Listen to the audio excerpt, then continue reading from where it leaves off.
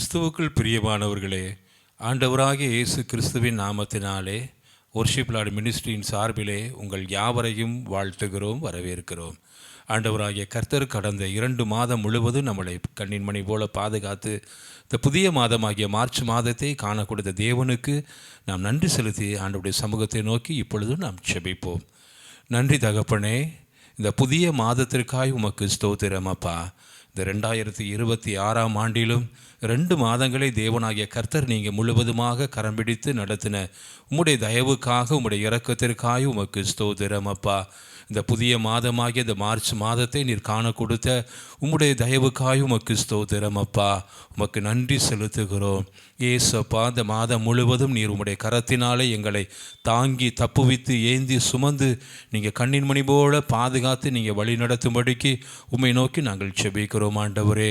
தேவ சமூகத்திலே இந்த நாளில் இந்த மாலை வேளையிலே உங்கள் பாதத்தில் அமர்ந்திருக்கிற ஒவ்வொரு பிள்ளைகளையும் தேவனாகிய கர்த்தரை நீங்கள் நினைவு கூறுவீராக. கர்த்தரினோடு கூட இந்த நாளிலும் பேச வேண்டும். ஆண்டவருடைய சமூகத்தில் வாஞ்சையோடு தாகத்தோடு வந்திருக்கிற ஒவ்வொரு பிள்ளைகளையும் ஆண்டவரே நீங்கள் சந்திக்கும்படிக்கு உம்மை நோக்கி நாங்கள் செபிக்கிறோம் அப்பா. எல்லா தடைகளையும் மாற்றுங்க. உம்முடைய பிள்ளைகள் எந்த நோக்கத்திற்காக உம்முடைய சமூகத்தில் வந்திருக்கிறார்கள், அவருடைய இருதயத்தினுடைய வேதனைகளையும் அவருடைய ஏக்கங்களையும் அவருடைய எண்ணங்களையும் தேவனாகிய கர்த்தர் நீர் அறிந்திருக்கிறீர் ஆண்டவரே.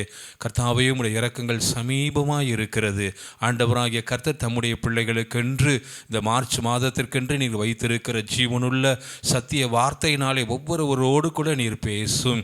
என்னோடு கூட ஆண்டவர் பேச வேண்டும். இந்த மாதத்தில் ஆண்டவர் எனக்கென்று வைத்திருக்கிற மன்னா என்ன என்று சொல்லி உம்முடைய சமூகத்திலே தாகத்தோடு காத்திருக்கிற பிள்ளைகளுடைய ஒவ்வொருவருடைய தாகத்தையும் நீங்கள் தீர்த்தருளுவீராக. அவர் தமது வசனத்தை அனுப்பி அவர்களை குணமாக்கி அவர்களை அழிவுக்கு தப்புவிக்கிறார் என்று வேதம் சொல்லுகிறபடி நாங்கள் அழிந்து போகாதபடிக்கும் உடைய வார்த்தையினாலே எங்கள் ஒவ்வொருவரையும் நீர் ஊன்ற கட்டுவீராக. பேசுகிற தாசனுக்கும் விசேஷித்த தேவாவின் அபிஷேகத்தினாலும் அக்னியினாலும் வல்லமையினால் நிறைத்தருளி உடைய வார்த்தைகளை தீர்க்க தரிசனமாக ஆண்டவரை பிரசங்கிக்கத்தக்கதான அபிஷேகத்தை நீங்கள் ஊற்றும்படிக்கு செபிக்கிறோம். உமக்கு தெரியும் ஆண்டவரை, பிள்ளைகள் இப்படிப்பட்ட சூழ்நிலையில் இருக்கிறபடியினால் இந்த வார்த்தையை சொல்ல வேண்டும் என்று சொல்லி தேவ ஆவியானவர் தாசன் மூலமாக நீங்கள் ஏவி ஒவ்வொருடைய இருதயங்களும் நிறைத்தருளப்படும்படியாக நாங்கள் பிழைக்கும்படிக்கும் உடைய வார்த்தையினால் எங்களோடு கூட நீர் பேசுவீராக.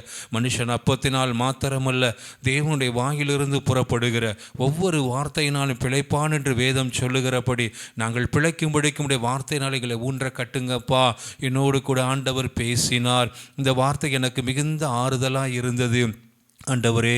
நாங்கள் நிந்தனையினால் மிகவும் நிறைந்திருக்கிறோம். கர்த்தர் என்னோடு கூட இந்த காரியத்தை குறித்து பேச வேண்டுமே என்று சொல்லி ஆண்டவரினுடைய சமூகத்தில் தாகத்தோடு வந்திருக்கிற பிள்ளைகளுடைய தாகத்தை நீங்கள் வசனத்தினாலே ஊன்ற கட்டி பேசுவீராக. அது 30, 60, 100 நல்ல நிலத்தில் விழுந்த விதையாய் அது பலன் கொடுக்கும்படிக்கு உம்மை நோக்கி நாங்கள் செபிக்கிறோம் அப்பா. நன்றி செலுத்துகிறோம். அதே போல ஆண்டவரே, பாடல் வேளையிலும் உம்மை விடுதலையோடு கூட நாங்கள் பாடி ஆராதிக்கும்படிக்கு கர்த்தரை நோக்கி நாங்கள் செபிக்கிறோம். எல்லா தடைகளையும் நீங்கள் மாற்றுங்க அப்பா. வேத வாசிப்பு பகுதியை நீங்கள் பொறுப்படுத்திக் கொள்ளுங்க. இந்த ஆராதனையின் துவக்கத்திலிருந்து முடிவு வரைக்கும் ஆண்டவருடைய மகிமையின் பிரசன்னம் அப்பா ஒவ்வொருவரையும் மூடணும். அப்போ இந்த காணொளி வாயிலாக இணைந்திருக்கிற ஒவ்வொருவருடைய இல்லங்களிலும் தேவ மகிமையின் பிரசன்னத்தினால் நிறைத்து பரிசுத்த ஆவியானவரே நீங்கள் வெளிப்படுவீராக. ஆண்டவரினோடு கூட இடைப்பட்டார். கர்த்தர் எனக்காக இந்த காரியத்தோடு பேசினார். இந்த வேதத்திலிருந்து ஆழத்தை நான் அறியாமல் இருந்தேன். கர்த்தர் இதில் ஆழத்தின் அதிசயங்களை தேவதாசன் மூலமாக பேசி என் கண்களை கர்த்தர் திறந்தார் என்று ஜனங்கள் சாட்சி கொடுக்கும்படியாகவும் இந்த ஆராதனை நிறைவிலே ஒவ்வொருடைய இருதயம் திருப்தி அடையும்படியாக பரலோக தேவனாகிய கர்த்தர் நீங்கள் ஒவ்வொருவரையும் நீங்கள் சந்திப்பீராக. உம்முடைய நாமம் மாத்திரம் மகிமைப்படணும். உம்முடைய கரத்திலே கொடுக்கிறோம். ஆசீர்வதியும். கர்த்தருடைய சமூகத்தை நோக்கி நாங்கள் செபிக்கிறோம். துதியும் கனமும் மகிமையும் உமக்கே. மீட்பரும் இரட்சகருமான இயேசு கிறிஸ்துவின் நாமத்தில் செபிக்கிறோம் எங்கள் நல்ல பிதாவே. ஆமேன். அன்புக்குரியவர்களே, உயிர்த்தெழுந்த இறைவனாம் இயேசு கிறிஸ்துவின் விலையேறப்பெற்ற திருநாமத்திலே இந்த 1ஆம் தேதி மாலை வேளையிலே இந்த காணொளியை பார்த்து கொண்டிருக்கிற உங்கள் ஒவ்வொருவரையும் வாழ்த்துகின்றோம். ஆண்டவர் இயேசு கிறிஸ்துவின் கிருபையும் இரக்கமும் சமாதானமும் உங்கள் குடும்பங்களிலே நிலைத்திருப்பதாக.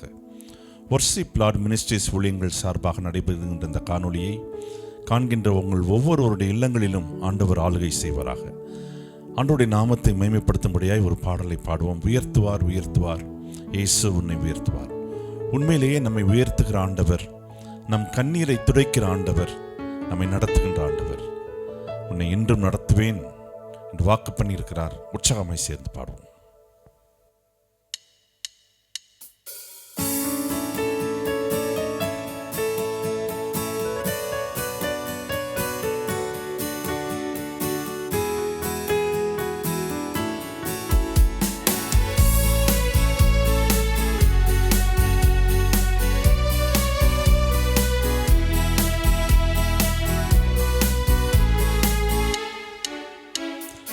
உயர்த்துவார், உயர்த்துவார், இயேசு உன்னை உயர்த்துவார். உயர்த்துவார், உயர்த்துவார், இயேசு உன்னை உயர்த்துவார். உன்னை என்றும் காண்பவர், உன் கண்ணீர் என்றும் துடைப்பவர். உன்னை என்றும் காண்பவர், உன் கண்ணீர் என்றும் துடைப்பவர்.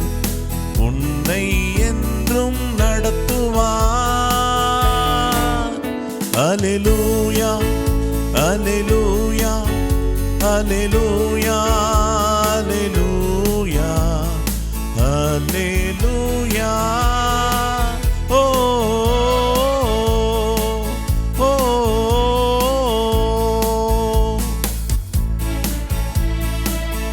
சிங்கத்தின் மேலே நடக்கின்ற அனுபவத்தை, சீரும் சர்ப்பத்தை மிதிக்கின்ற பலத்தையும் ஆண்டவர் தர வல்லவராயிருக்கிறார். உலக பிரகாரமாக எத்தனையோ பிரச்சனைகள் நம்மை மேற்கொள்ளும் பொழுது சிங்கத்தை மிதிக்கின்ற அனுபவம் நம்மை மேற்கொள்ள, சிங்கம் நம்மை மேற்கொள்ள விட மாட்டாங்க. சேர்ந்து உற்சாகமே முதலாம் சமத்தை பாடுவோம். உன்னத மாணவர் மறைவிலே வாழ்கிறேன். உன்னத மாணவர் மறைவிலே வாழ்கிறேன். சிங்கத்தின் மேலே நடப்பேன், சீரும் சர்ப்பத்தை மீதிப்பேன். சிங்கத்தின் மேலே நடப்பேன், சீரும் சர்ப்பத்தை மீதிப்பேன். பலனான தேவன் உண்டு. அல்லேலூயா, அல்லேலூயா, அல்லேலூயா, அல்லேலூயா, அல்லேலூயா. ஓ ஓ,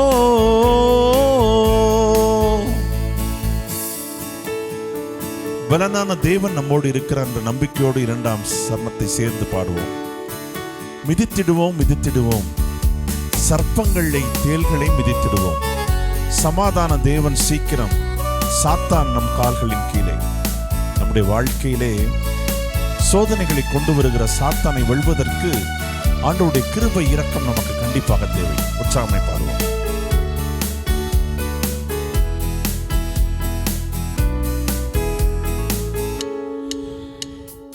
மிதித்திடுவோம், மிதித்திடுவோம், சர்ப்பங்களை தேள்களை மிதித்திடுவோம்.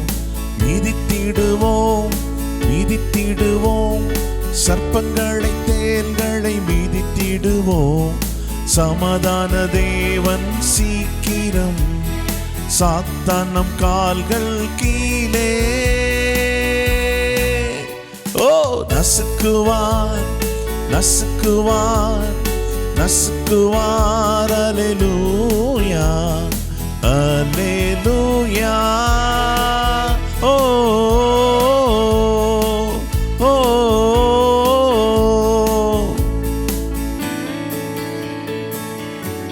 வானிலும் பூவிலும் உயர்ந்த ஆண்டவர், சர்வ வல்லமையுள்ள ஆண்டவர், பரிசுத்த தேவன், சாவாமையை தரித்த ஆண்டவர், மூன்றாம் நாள் உயிர்த்தெழுந்து வெற்றி சிறந்த ஆண்டவர்.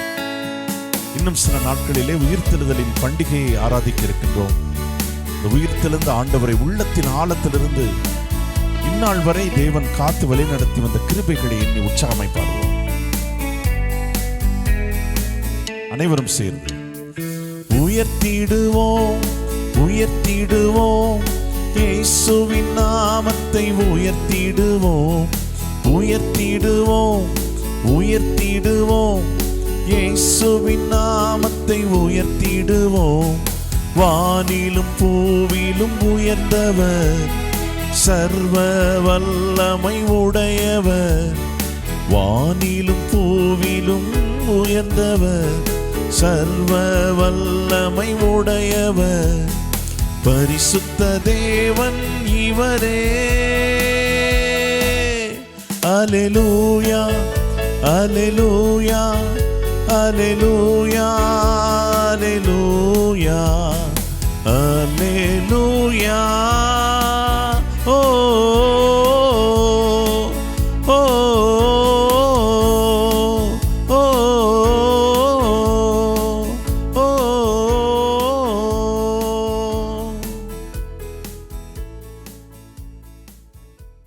அன்புக்குரியவர்களே, உயர்த்துவோம் உயர்த்துவோம், இயேசுவின் நாமத்தை உயர்த்துவோம் என்று பாவிகளாகிய நம்மை மீட்டு சிலுவையிலே ஜீவனை தந்து உயிர்த்தெழுந்த அந்த ஆண்டவரை உயர்த்தி பாடினோம்.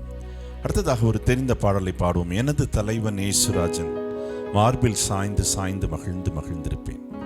அவருடைய மார்பில் சாய்ந்திருக்கும் போது நமக்கு மகிழ்ச்சி தான் நிலையாக இருக்கும். வேதனைகள் இருக்காது, கண்ணீர் இருக்காது, கவலை இருக்காது. சேர்ந்து உற்சாகமாய் அதன் அர்த்தத்தை உணர்ந்தவர்களாய் பாடுவோம்.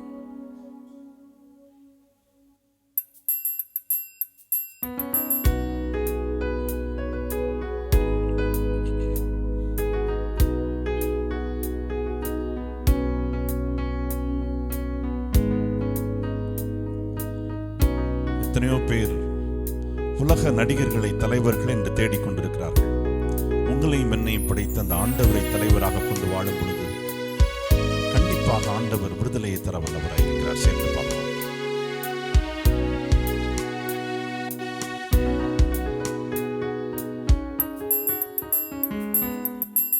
எனது தலைவன் இயேசுராஜன், மார்பில் சாய்ந்து சாய்ந்து மகிழ்ந்து மகிழ்ந்திருப்பேன். அனைவரும் சேர்ந்து எனது தலைவன் இயேசுராஜன், மார்பில் சாய்ந்து சாய்ந்து மகிழ்ந்து மகிழ்ந்திருப்பேன்.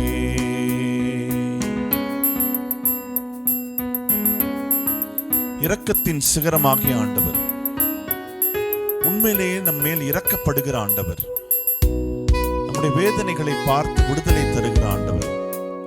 அந்த ஆண்டவரை மாத்திரமே நோக்கி பார்த்து பார்த்து அவருடைய வார்த்தைகளை ருசித்து ரசித்து பரவசம் அடைவேன் என்று சொல்லி பரவசமாய் பாடுவோம்.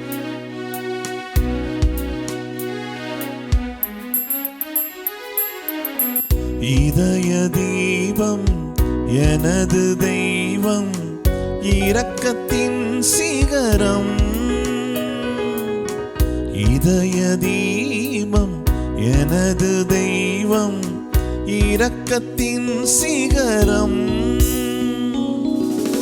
பார்த்து பார்த்து ரசித்து ருசித்து, பார்த்து பார்த்து ரசித்து ருசித்து பரவசம் அடைவே, பரவசம் அடைவே.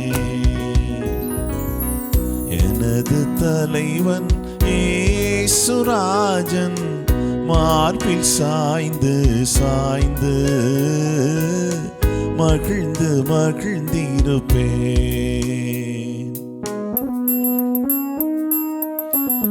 மனிதன் முகத்தை பார்க்கிறவனாய் இருக்கிறார், ஆனால் ஆண்டவராக இயேசு கிறிஸ்து இதயத்தை பார்க்கிற ஆண்டவர், இதயத்தின் வேண்டுதல்களை அறிந்து நிறைவேற்றுகிற ஆண்டவர்.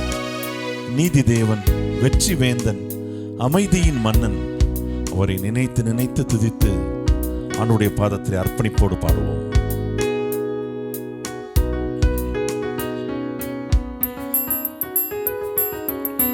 நீதி தேவன், வெற்றி வேந்தன், அமைதியின் மன்னன்.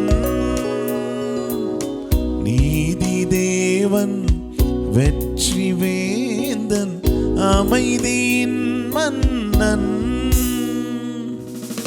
நினைத்து நினைத்து துதித்து துதித்து நினைத்து நினைத்து துதித்து துதித்து நிம்மதி அடைவே நிம்மதி அடைவே. எனது தலைவன் இயேசுராஜன் மார்பில் சாய்ந்து சாய்ந்து மகிழ்ந்து மகிழ்ந்திருப்பே.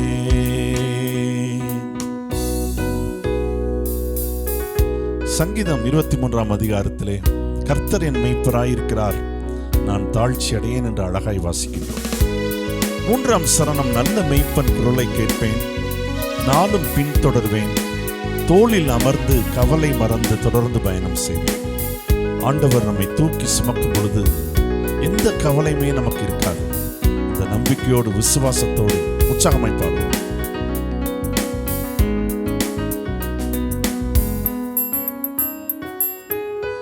நல்ல மேய்ப்பன் குரலை கேட்பேன், நாளும் பின்தொடர்வேன். நல்ல மேய்ப்பன் குரலை கேட்பேன், நாளும் பின்தொடர்வேன்.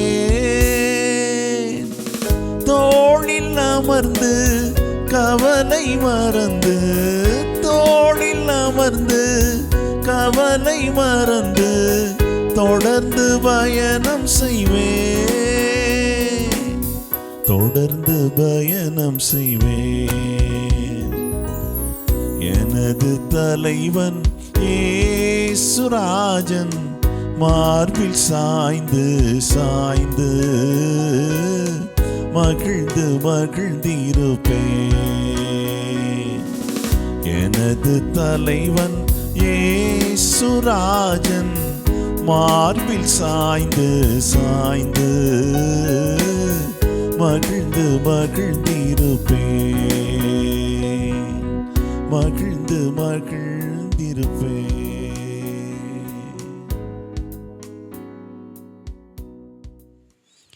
வாசிக்கும்படியாக தெரிந்து கொள்ளப்பட்ட வேத பகுதி யோவான் 3ஆம் அதிகாரம் வசனங்கள் 1 முதல் 8 முடிய. யோவான் 3 1 முதல் 8 முடிய. யூதருக்குள்ளே அதிகாரியான நிக்கோதேமு என்னப்பட்ட பரிசேயன் ஒருவன் இருந்தான்.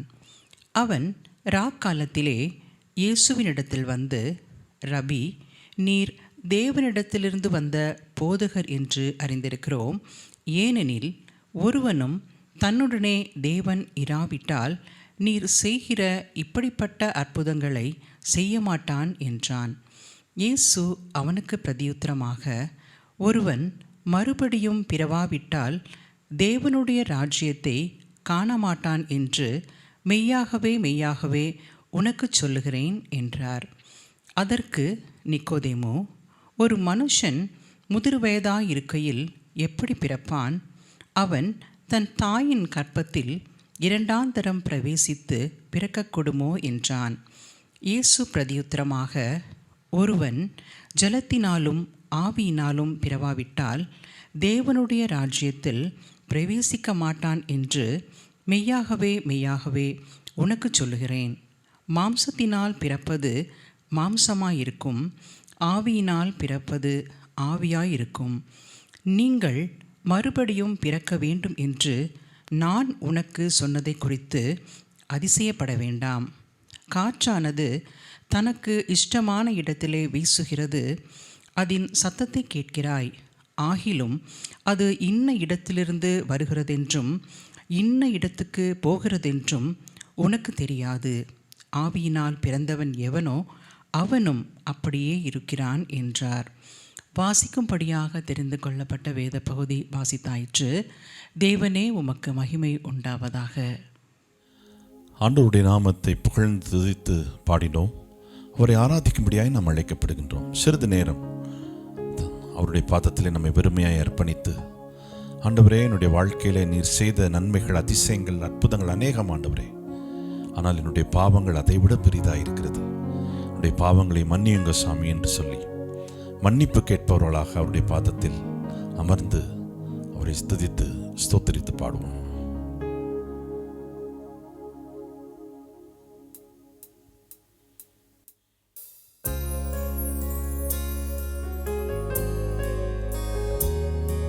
கண்மலையே அடைக்கலமே, என் பலனே, என்னை மீட்டவரே, என்னை காப்பவரே, என்னை அசைவிட விட மாட்டீங்க ஆண்டவரே, என்னை வழி நடத்துங்க ஆண்டவரே. திக்கு தெரியாத பாதையிலே கஷ்டப்பட்டு கலங்கி கொண்டிருக்கிறேன் சுவாமி என்று சொல்லி வெறுமையை நம்மை அர்ப்பணிப்போமா? ஜபசிந்தையோடு அவனுடைய பாதத்திலே நம்மை வெறுமையாய் அர்ப்பணித்து பாடுவோம்.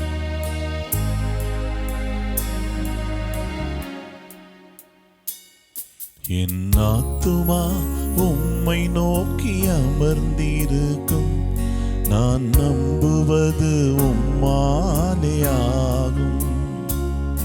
என் ஆத்துமா உம்மை நோக்கி அமர்ந்திருக்கும், நான் நம்புவது உம்மாலேயாகும். கண்மலையே அடைக்கலமே, என் பலனே, என்னை மீட்டவரே. கண்மலையே அடைக்கலமே, என் பலனே, என்னை காப்பவரே. அசைவுற விட மாட்டீர், என்னை அசைவுற விட மாட்டீர். என் ஆத்துமா உம்மை நோக்கி அமர்ந்திருக்கும். ஆஹா ஆஹா. ஆண்டவரே, எக்காலத்திலும் உம்மை நான் நம்பிடுவேன் சுவாமி. என்னுடைய இதயத்தை உம்முடைய பாதங்களிலே ஊற்றி அர்ப்பணிக்கிறேன் ஆண்டவரே. கிருபையும் மகிமையும் இரக்கமும் நிறைந்த ஆண்டவர், சமயத்தில் தக்க பலன் அளிக்கிற ஆண்டவர். ஆண்டவரே, உண்மையே நம்பி வந்திருக்கிறேன், ஏற்றுக்கொள்ளுங்க என்று அர்ப்பணிப்போடு பாடுவோம்.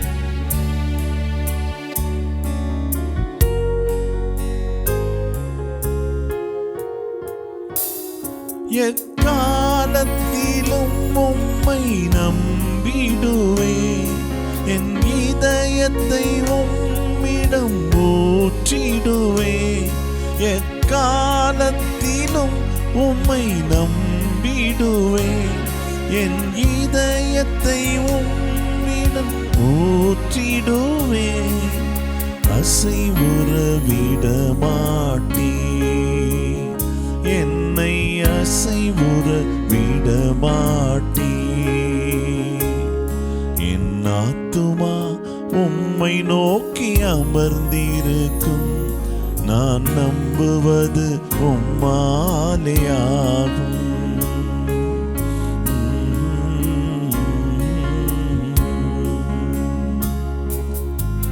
மனதிலே வேதனைகள், கஷ்டங்கள், எதிர்காலத்தை குறித்த பயங்கள், இரவுல நல்ல நித்திரை வரவில்லையே என்ற கவலை, அனைத்தையும் மாற்ற வல்லவராயிருக்கிறார். சிலுவையிலே உங்களுக்காக எனக்காக ஜீவனை தந்த ஆண்டவர், வெற்றி சிறந்த ஆண்டவர், சாவாமையை தரித்த ஆண்டவர். அவருடைய பாதத்திலே நம்மை அர்ப்பணிக்கும் பொழுது, நம்முடைய கவலைகளை கண்ணீர் வழியாக தெரிவிக்கும் பொழுது, கண்ணீரை துருத்தியிலே சேர்த்து வைக்கிற ஆண்டவர் வேதனைக்கு தக்க பலன் அளிக்க வல்லவராயிருக்கிறார். ஜபசிந்தியோடு பாடுவோம்.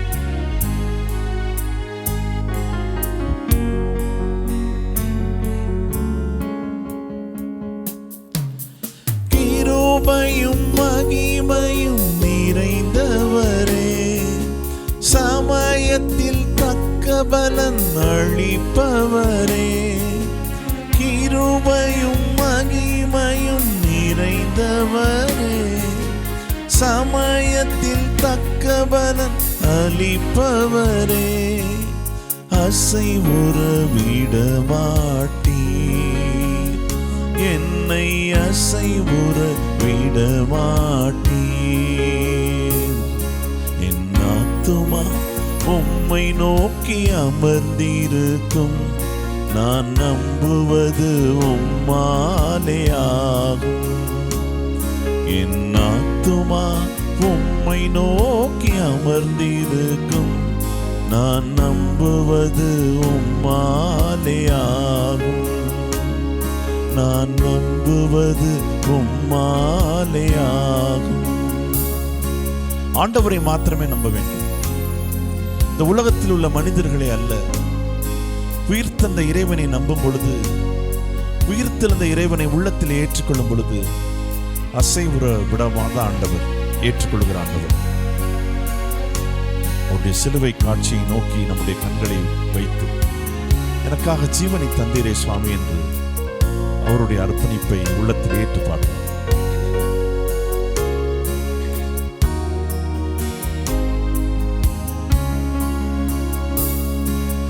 சிலுவை நாதரேசுவின்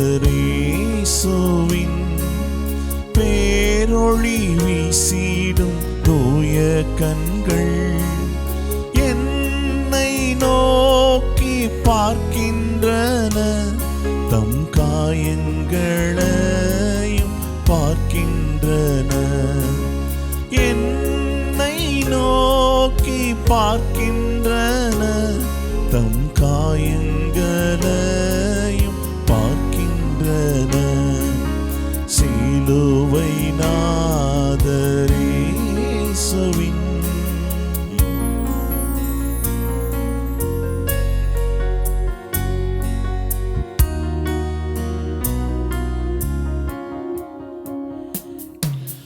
கல்வாரியின் அன்பினையே கண்டு விரைந்தோடி வந்தேன். கல்வாரியின் அன்பினையே கண்டு விரைந்தோடி வந்தேன்.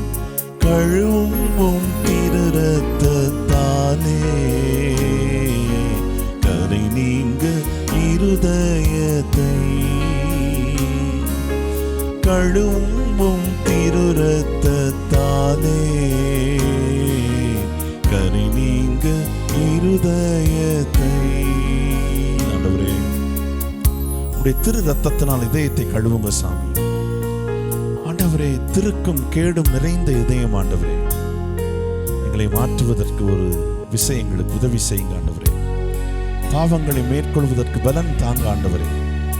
சிலுவையில் எங்களுக்காக ஜீவனை தந்திருக்கிறீரே, இந்த மாண்பை நாங்கள் நினைக்கிறோம் ஆண்டவரே. அர்ப்பணிப்போடு சேர்ந்து பாடுவோம்.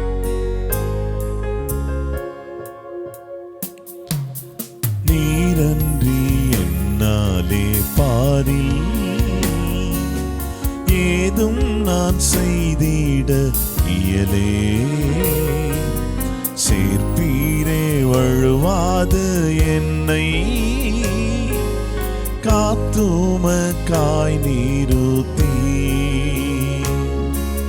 சேர்ப்பீரே வழுவாது என்னை, காத்துமக்காய் நிறுத்தி. அர்ப்பணிப்போடு கல்வாரியின் அன்பினையே கண்டு விரைந்தோடி வந்தேன். கல்வாரியின் அன்பினையே கண்டு விரைந்தோடி வந்தேன். கழுவும் திரு ரத்தத்தாலே கரை நீங்க இருதயத்தை, கழுவும் திரு ரத்தத்தாலே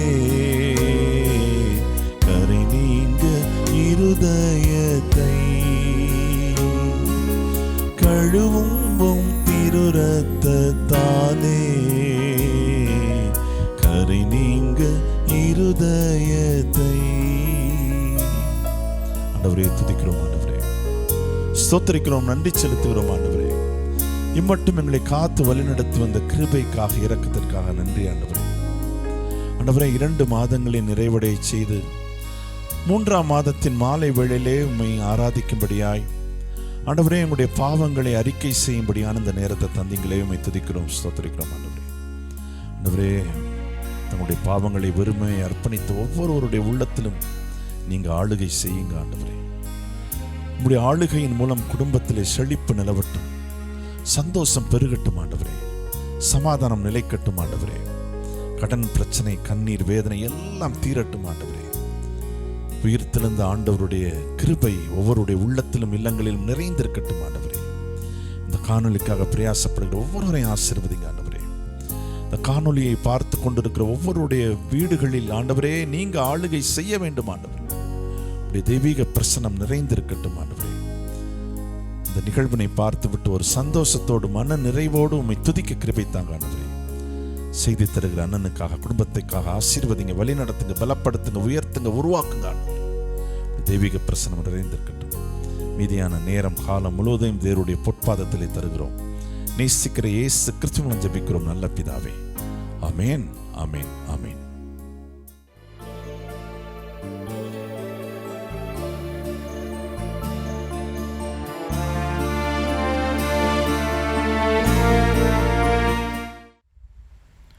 ஆண்டவராகிய இயேசு கிறிஸ்துவின் இனிய நாமத்தினால் உங்களை வாழ்த்துகின்றேன்.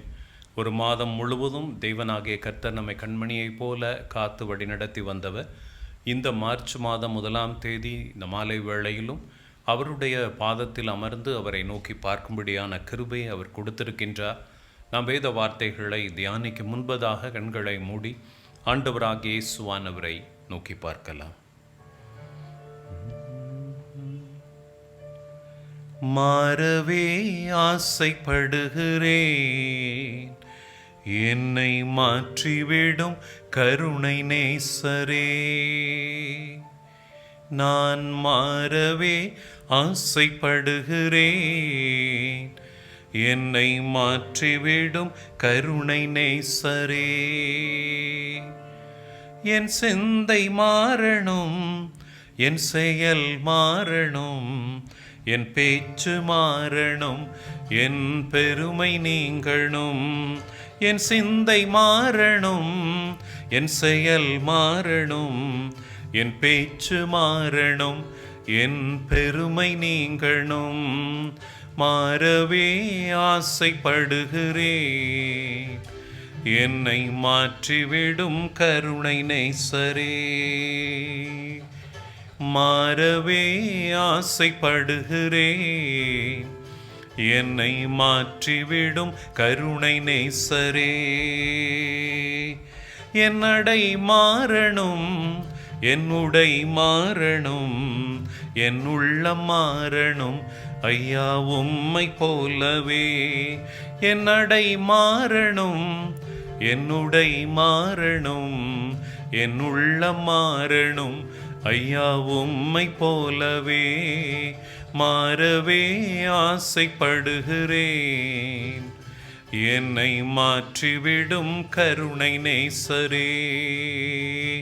நான் மாறவே ஆசைப்படுகிறேன், என்னை மாற்றிவிடும் கருணை நேசரே. ஆண்டவரே, நாங்கள் உங்களைப் போலவே மாற விரும்புகின்றோம். எங்களுடைய பேச்சு, செயல்கள், சிந்தனை எல்லாம் ஆண்டவரை உம்மை போல மாறும்படிக்கு தேவனாகிய கர்த்தர் எங்களுக்கு நீர் உதவி செய்யும்.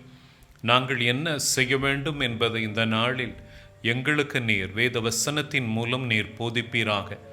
மனுஷன் அப்பத்தினாலே மாத்திரமல்ல, தேவனுடைய வாயிலிருந்து புறப்படுகின்ற ஒவ்வொரு வார்த்தையினாலும் பிழைப்பான் என்கின்ற வசனத்தின்படி நாங்கள் பிழைக்கத்தக்கதான வார்த்தைகளை நீர் கட்டளையிடுவீராக.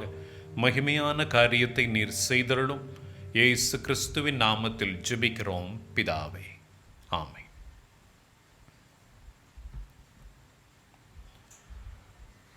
இந்த நாளிலும் நம்முடைய தியானத்திற்காக யோவான் 3வது அதிகாரம் 7வது வசனத்தை நம்முடைய தியானத்திற்காக நாம் எடுத்துக்கொள்ளுவோம். யோவான் 3வது அதிகாரம் 7வது வசனத்தை வாசிக்க கேட்போம். நீங்கள் மறுபடியும் பிறக்க வேண்டும் என்று நான் உனக்கு சொன்னதை குறித்து அதிசயப்பட வேண்டாம். ஆண்டவராகிய கர்த்தர் இந்த இடத்தில் நிக்கோதேமு எனப்பட்ட போதகரிடத்தில் ஆண்டவராகிய கர்த்தர் இந்த காரியத்தை குறித்து பேசுகின்றார். என கருமையானவர்களே, தேவனாகிய கர்த்தருடைய வார்த்தையை பாருங்கள். நீங்கள் மறுபடியும் பிறக்க வேண்டும், நீங்கள் மறுபடியும் பிறக்க வேண்டும் என்று இயேசுவானவர் கட்டளையாகவே நமக்கு கொடுத்திருக்கின்றார். ஆங்கில வேதாகமத்தில் you must be born again என்று கொடுக்கப்பட்டிருக்கின்றது. நீங்கள் மறுபடியும் பிறக்க வேண்டியது கட்டாயமாகின்றது, அது மிக மிக அவசியம் என்று சொல்லி ஆண்டவராகிய கர்த்தர் இந்த நாளில் நம்மோடு கூட அவர் பேச விரும்புகின்றார்.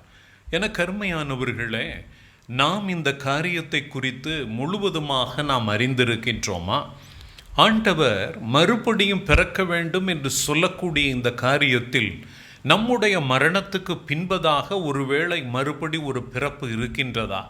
ஆண்டவர் எதை குறித்து சொல்லுகின்றார் என்பதை நம்ம பார்க்கும் பொழுதுதான், நாம் உயிரோடு கூட இருக்கும் பொழுதே ஆண்டவராகிய கர்த்தருடைய கட்டளை என்ன சொல்லுகின்றது என்றால், நீங்கள் இந்த பூமியில் வாழும் பொழுதே நீங்கள் மறுபடியும் பிறக்க வேண்டும் என்கின்ற கட்டளையை ஆண்டவராகிய கர்த்தர் நமக்கு பிறப்பிக்கின்றார். என கருமையானவர்களே, நமக்குள்ளாக ஒரு கேள்வி எழலாம். ஏனென்றால் இந்த போதகராக இருக்கக்கூடிய நிக்கோதேமு ஆண்டவரிடத்தில் கேட்கக்கூடிய இந்த காரியத்தை சற்று கவனித்து பாருங்கள். யோவான் 3வது அதிகாரம் 3வது வசனத்தை வாசிக்கலாம். இயேசு அவனுக்கு பிரதியுத்தரமாக, ஒருவன் மறுபடியும் பிறவாவிட்டால் தேவனுடைய ராஜ்யத்தை காண மாட்டான் என்று மெய்யாகவே மெய்யாகவே உனக்கு சொல்லுகிறேன் என்றார். ஆண்டவர் இந்த இடத்துல 2 முக்கியமான காரியத்தை சொல்லுகின்றார். ஒன்று மறுபடியும் பிறக்க வேண்டும், இன்னொன்று தேவனுடைய ராஜ்யத்தை குறித்து, தேவனுடைய ராஜ்யத்தில் பிரவேசிப்பதை குறித்து சொல்லுகின்றார்.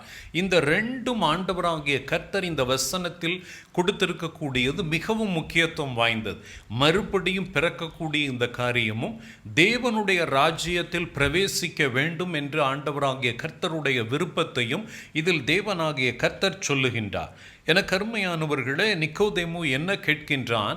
மறுபடியும் பிறக்க வேண்டும் என்கின்ற காரியத்தை மட்டும் அவரிடத்தில் அவன் கேட்கின்றான். 4வது வசனத்தை வாசிக்கலாம். அதற்கு நிக்கோதேமு, ஒரு மனுஷன் முதிர் வயதா இருக்கையில் எப்படி பிறப்பான்? அவன் எப்படி பிறப்பான்? அவன் தன் தாயின் கர்ப்பத்தில் 2ஆம் தரம் பிரவேசித்து பிறக்க கூடுமோ என்றான். என கருமையானவர்களே, நமக்கும் இந்த காரியத்தை குறித்து, மறுபடியும் பிறக்க வேண்டும் என்கின்ற காரியத்தை குறித்து நாமும் அறியாதவர்களாகவே நம்ம இருக்கின்றோம். என கருமையானவர்களே, ஆண்டவராகிய கர்த்தர் ஏன் ஒரு மனுஷன் மறுபடி பிறக்க வேண்டும், மறுபடி பிறக்கிறதினால் அவனுக்கு வாழ்வில் என்ன நடக்கின்றது என்பதை குறித்து இந்த நாளில் நாம் அறிந்து கொள்வது மிக மிக அவசியம். காரணம், ஆண்டவராகிய கர்த்தர் இதை கட்டளையாகவே நமக்கு பிறப்பித்திருக்கின்றார். என கருமையானவர்களே, ஒரு மனுஷன் பூமியிலே பிறக்கும் பொழுது, குழந்தையாக பிறக்கும் பொழுது அந்த குடும்பத்தில் மிகுந்த சந்தோஷம் உண்டாகின்றது. ஒரு குழந்தை பிறந்த உடனே அந்த குடும்பத்தினர் மிகவும் சந்தோஷப்படுகிறார்கள். பெற்றோர்கள், அதே போல உறவினர்கள் எல்லாரும் மிகுந்த சந்தோஷப்படுவது வேதத்தில் நம்ம அநேக இடங்களில் நம்ம பார்க்கின்றோம். நம்முடைய வாழ்க்கையிலும் அப்படித்தான் நடக்கின்றது. ஒரு பிறப்பு சந்தோஷத்தை கொண்டு வருவது போலவே ஆண்டவராகிய கர்த்தருடைய வார்த்தை சொல்லுகின்றது, ஒரு மனுஷன் மறுபடி பிறக்கும் பொழுது, அவன் உயிரோடு கூட இருக்கும் பொழுது, அவன் மறுபடி ஆண்டவருடைய கட்டளைக்கு கீழ்ப்படிந்து மறுபடி அவன் பிறக்கும் பொழுது பரலோகத்தில் மிகுந்த சந்தோஷம் உண்டாகின்றதாம். எப்படி பூமியிலே ஒரு மனிதன் பிறக்கும் பொழுது சந்தோஷம் உண்டாகின்றதோ, அதே போல அவன் மறுபடி பிறக்கும் பொழுது பரலோகத்தில் மிகுந்த சந்தோஷம் உண்டாகின்றது என்று வேதவசனம் சொல்லுகின்றது. அதை குறித்து இந்த நாளில் நம்ம தியானிக்க போகின்றோம். இது நமக்கு மிகவும் பிரயோஜனம் உள்ளதாக இருக்கும். என கருமையானவர்களே, இயேசு கிறிஸ்து சிலுவையில் அறையப்பட்ட அந்த நேரத்தில் இயேசு கிறிஸ்துவுக்கு வலது பக்கத்தில் ஒரு குற்றவாளியும் இயேசுவானவருக்கு இடது பக்கத்தில் ஒரு குற்றவாளியும் சிலுவையில் அறையப்பட்டிருந்தது நமக்கு தெரியும்.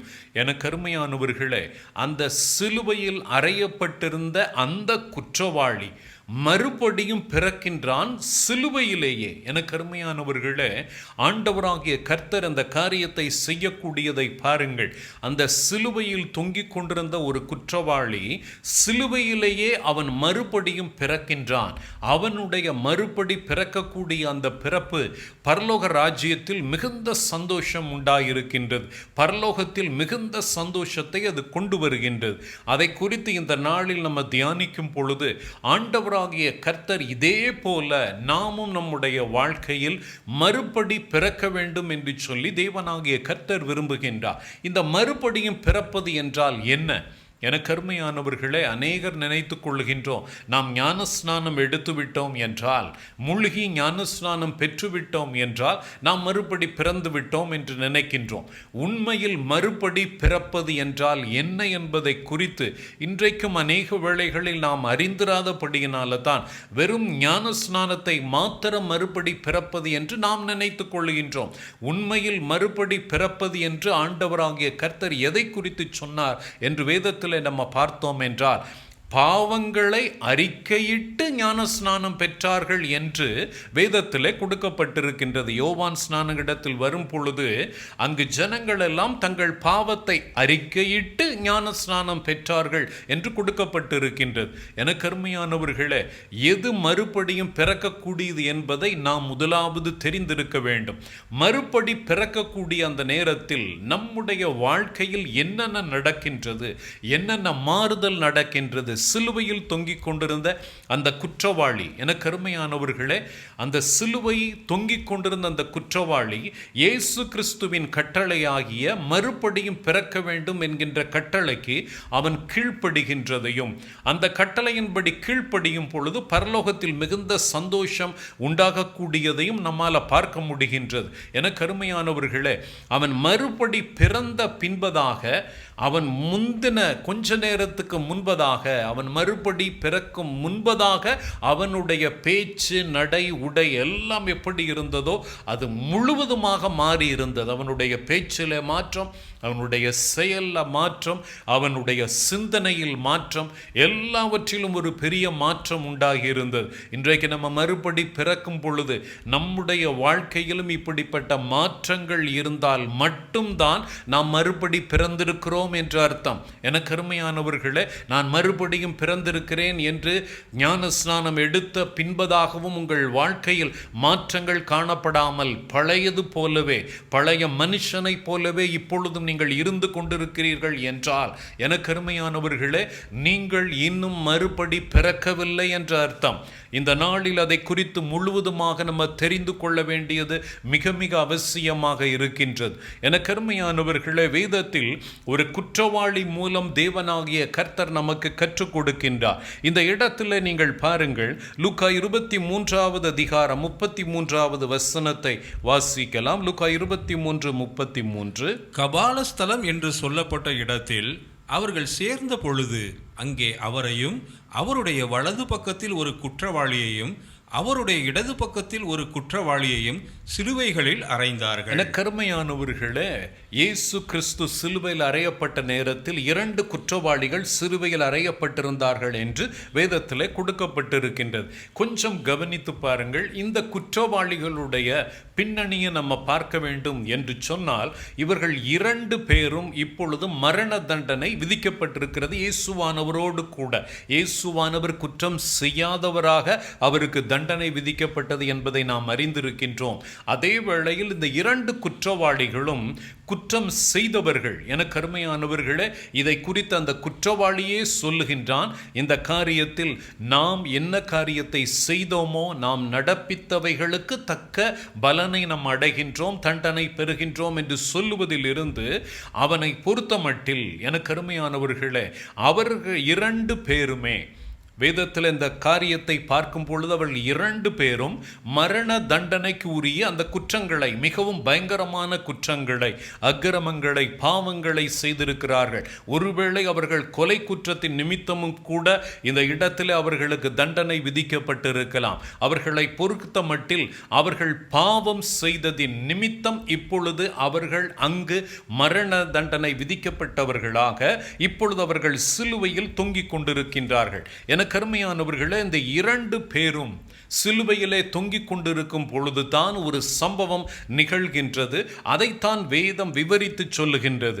என கருமையானவர்களே, இப்பொழுது அந்த 2 குற்றவாளிகளும் சிலுவையில் அறையப்பட்ட பின்பதாக அவர்களுக்கு மரணம் சம்பவிக்கப் போகின்றது. அந்த மரணத்திற்கு முன்பதாகவே, அவர்களுடைய மரணத்திற்கு முன்பதாகவே இதில் ஒரு குற்றவாளி, என கருமையானவர்களே, அந்த ஒரு குற்றவாளி மறுபடியும் பிறக்கின்றான். சிலுவையிலேயே அவன் அவன் மறுபடி பிறக்கக்கூடியது வேதத்திலே அந்த காரியத்தை குறித்து பார்க்கும் பொழுது நமக்கு ஆச்சரியமாக இருக்கின்றது. ஆண்டவர் சொன்னார், நீங்கள் மறுபடியும் பிறக்க வேண்டும் என்பதை குறித்து நீங்கள் அந்த காரியத்தை குறித்து அதிசயப்பட வேண்டாம், ஆச்சரியப்பட வேண்டாம். மறுபடியும் பிறக்க வேண்டும் என்று ஆண்டவராகிய கர்த்தர் சொன்ன காரியம் என்ன? எதற்காக மறுபடி பிறக்க வேண்டும்? நீங்கள் மறுபடி பிறக்கும் போது என்ன நிகழ்கின்றது என்பதை குறித்து நான் உங்களுக்கு சொல்லுகின்றேன். சிலுவையிலே தொங்கிக் கொண்டிருந்த அந்த குற்றவாளி, என கருமையானவர்களே, இப்பொழுது வேதத்தில் அவன் பாவம் செய்த மனுஷன் ஆனபடியினால் அவனுக்கு அந்த தண்டனை விதிக்கப்பட்டது. வேதத்திலும் சொல்லப்பட்டிருக்கின்றது. 1 ராஜாக்கள் 8வது அதிகாரம் 46வது வசனத்தை எடுத்து வாசித்து பார்த்தீர்கள் என்றால், பாவம் செய்யாத மனுஷன் இல்லையே. ஏதாவது ஒரு காரியத்தில் மனுஷன் பாவம் செய்து விடுகின்றான். என கருமையானவர்களே, ரோமர் 3:23 எடுத்து வாசித்து பார்த்தோம் என்றால், எல்லாரும் பாவம் செய்து தேவ மகிமை அற்றவர்களாகி போனோம் என்று சொல்லி ரோமர் 3:23 சொல்லுகின்றது. பாவம் செய்யும் பொழுது என்ன நிகழ்கின்றது? என கருமையானவர்களே, இன்றைக்கு அநேக வேளைகளில் நம்ம ஆண்டவருக்கு பிரியமில்லாத ஒரு காரியத்தை செய்யும் பொழுது என்ன நிகழ்கின்றது என்பதையே நாம் அறியாமல் இருக்கின்றோம். காரணம், பாவம் செய்யும் பொழுது அநேக வேளைகளில் நாம் நினைத்து கொள்ளுகின்றோம், ரகசியமாக ஒரு பாவத்தை செய்யும் பொழுது அந்த காரியம் யாருக்கும் தெரியாது என்பது போல நினைத்து கொள்ளுகின்றோம். காயின் ஆபேலை நம்ம எடுத்துக்கொண்டோம் என்றால் 2 பேரும் சகோதரர்கள் தான். அதில் காயின், வேதம் சொல்கின்றது, ஆபேலை கொன்று போட்டுவிட்டு ஒன்றுமே தெரியாதவனாக, என கருமையானவர்களே, அந்த காரியம் யாருக்கும் தெரியாது என்று நினைத்து கொண்டு தேவனாகிய கர்த்தரிடத்தில் பேசுவதை நம்ம பார்க்கின்றோம். அவன் பாவம் செய்யும் பொழுது என்ன நிகழ்ந்தது அவனுக்கே தெரியாது. என கருமையானவர்களே, இன்றைக்கு அநேக வேளைகளில் பாவம் செய்யும் பொழுது என்ன நிகழ்கின்றது என்பதை அநேக வேளைகளை நாம் அறியாமல் இருக்கின்றோம். அதை குறித்து வேதம் தெளிவாக சொல்லுகின்றது. வேதத்தில் என்ன நிகழ்கின்றது, பாவம் செய்யும் பொழுது என்ன நிகழ்கின்றது என்பதை குறித்து லூக்கா 15வது அதிகாரம் 24வது வசனத்தில், தகப்பனாக இருக்கக்கூடிய ஒரு மனுஷன் தன்னுடைய இளைய குமாரனை குறித்து அவன் ஒரு வார்த்தை சொல்லுகின்றான். அது மிகுந்த முக்கியத்துவம் வாய்ந்த ஒரு வார்த்தை. நமக்கு தெரியும், லூக்கா 15வது அதிகாரத்தில் ஒரு தகப்பனுக்கு 2 குமாரர்கள் இருந்தார்கள் என்றும், அதில் இந்த இளைய குமாரன், என கருமையானவர்களே, இளைய குமாரன் தகப்பனிடத்தில் தன்னுடைய சொத்துக்களை எல்லாம் வாங்கி கொண்டு அவன் போய் துன்மார்க்கமான ஜீவியம் செய்து அதையெல்லாம் அழித்து போட்டுவிட்டு அதன் பின்பதாக அவன் தன்னுடைய தவறுக்காக, பாவத்துக்காக மனஸ்தாபப்பட்டு மனம் திரும்பி பாவத்தை அறிக்கை செய்தவனாக தகப்பனிடத்தில் திரும்புகின்றான். அப்படி திரும்பும் பொழுது தகப்பன் ஒரு வார்த்தை சொல்கின்றான். அது மிகுந்த முக்கியத்துவம் வாய்ந்தது. அதுதான் பாவம் செய்யும் பொழுது நிகழக்கூடிய காரியமும் ஆண்டவராகிய கர்த்தர் அதில் அழகாக கொடுத்திருக்கின்றார். இதை இயேசுவானவர் தான் சொல்லக்கூடியதாக வேதத்தில் கொடுக்கப்பட்டிருக்கின்றது. லூக்கா 15வது அதிகாரம் 24வது வசனத்தை வாசிக்கலாம். என் குமாரனாகிய இவன் மரித்தான். என கருமையானவர்களே, அவன் சொல்கின்றான், என் குமாரனாகிய இவன் மரித்தான், திரும்பவும் உயிர்த்தான். என கருமையானவர்களே, திரும்பவும் உயிர்த்தான் என்று சொல்கின்றான். இது ஒன்றும் புரியவில்லை. நீங்கள் மறுபடியும் பிறக்க வேண்டும் என்று ஆண்டவர் சொன்ன காரியமும் நமக்கு புரியவில்லை. அதே போல இந்த இடத்தில் என் குமாரனாகி இவன் மரித்தான் என்று சொல்லுகின்றான். இவன் எப்பொழுது மரித்தான்? நம்மை பொறுத்த மட்டில் மரணம் என்றால் ஒரு மனுஷனுடைய கடைசி நிமிஷம் அவன் மரித்து அதன் பின்பதாக அடக்கம் செய்யப்படுவது மட்டும்தான் நமக்கு தெரியும். ஆனால் இவன் சொல்லக்கூடியது என் குமாரன் மரித்தான், மறுபடியும் உயிர்த்தான் என்று சொல்லக்கூடிய அந்த காரியத்தில் முதலாவது என் குமாரன் மரித்தான் என்று சொல்லுகின்றானே, அதனுடைய அர்த்தம் என்ன? வேதத்தில் நீங்கள் வாசித்து பாருங்கள். ஆதியாகமத்தை நாம் எடுத்துக்கொண்டோம் என்றால் ஆதாம் ஏவாளுடைய வாழ்க்கையில் நடந்த காரியத்தை இதோடு கூட நான் ஒப்பிட்டு காட்ட விரும்புகின்றேன். ஆதியாகமம் 2வது அதிகாரம் 17வது வசனத்தை 16-17 வசனங்களை வாசியுங்கள். தேவனாகிய கர்த்தர் மனுஷனை நோக்கி, நீ தோட்டத்தில் உள்ள சகல விருட்சத்தின் கனியையும் புசிக்கவே புசிக்கலாம், ஆனாலும் நன்மை தீமை அறியத்தக்க விருட்சத்தின் கனியை புசிக்க வேண்டாம். ஆண்டவர் சொன்னார், இந்த தோட்டத்தில் இருக்கக்கூடிய எல்லா மரத்தினுடைய கனிகளை நீ புசிக்கலாம், ஆனால் ஒரே ஒரு மரத்தை நான் உனக்கு சொல்லுகின்றேன், நன்மை தீமை அறியத்தக்க விருட்சத்தின் கனியை நீ புசிக்க வேண்டாம். வசியுங்கள். அதை நீ புசிக்கும் நாளில் சாகவே சாவா என்று கட்டளையிட்டார். சாகவே சாவா என்று கட்டளையிட்டார். ஆண்டவராகிய கர்த்தர் சொன்னால் அது நடக்காமல் இருக்குமா? ஆனால் இந்த சம்பவத்தை பார்க்கும் பொழுது முதலாவது அந்த காரியத்தை ஏவாள் பறித்து புசித்ததாகவும் அதை தன் புருஷனுக்கு கொடுத்த பொழுது அவனும் புசித்ததாக ஆதியாகமம் 3வது அதிகாரம் 6வது வசனம் சொல்லுகின்றது. வாசிக்கலாம். ஆதியாகமம் 3:6. அப்பொழுது ஸ்திரீயானவள், அந்த விருட்சம் புசிப்புக்கு நல்லதும் பார்வைக்கு இன்பமும் புத்தியை தெளிவிக்கிறதற்கு இச்சிக்கப்படத்தக்க விருட்சமுமாய் இருக்கிறது என்று கண்டு அதன் கனியை பறித்து புசித்து தன் புருஷனுக்கும் கொடுத்தால் அவனும் புசித்தான். என கர்மையானவர்களே, 2 பேரும் அதை புசித்தார்கள். ஆனால் அவர்கள் மரித்ததாக இல்லை, அவர்கள் உயிரோடு கூடத்தான் இருந்தார்கள். ஆனால் ஆண்டவர் சொன்னார், நீங்கள் அதை புசிக்கும் நாளில் சாகவே சாவா என்று சொன்னாரே, ஆண்டவர் சொல்லி நடக்காமல் இருக்குமா? ஆண்டவராகிய கர்த்தர் எதை குறித்து சொன்னார்? வேதத்தில் இந்த காரியத்தை நம்ம பார்க்கும் பொழுது, பாவம் செய்யும் பொழுது நடக்கக்கூடிய நிகழ்வு கண்ணுக்கு தெரியாததாக இருக்கின்றது. அங்கு ஒரு மரணம் நடக்கின்றது என்பதை நாம் அறிந்து கொள்ள வேண்டும். வேதம் சொல்லுகின்றது, எசேக்கியேல் 18வது அதிகாரம் 20வது வசனத்தை எடுத்து வாசித்து பாருங்கள். வேதம் சொல்லக்கூடிய வார்த்தையை பாருங்கள். நம்முடைய சரீரத்தில் எது சாகும் என்று வேதத்திலே கொடுக்கப்பட்டிருக்கின்றது. பாவம் செய்யும் பொழுது மனிதன் அல்ல, மனிதனை முழுவதும் ஆளுகை செய்யக்கூடிய ஆத்துமா என்று சொல்லக்கூடிய ஆன்மா தான் மரித்து போகின்றது என்று வேதம் சொல்லுகின்றது.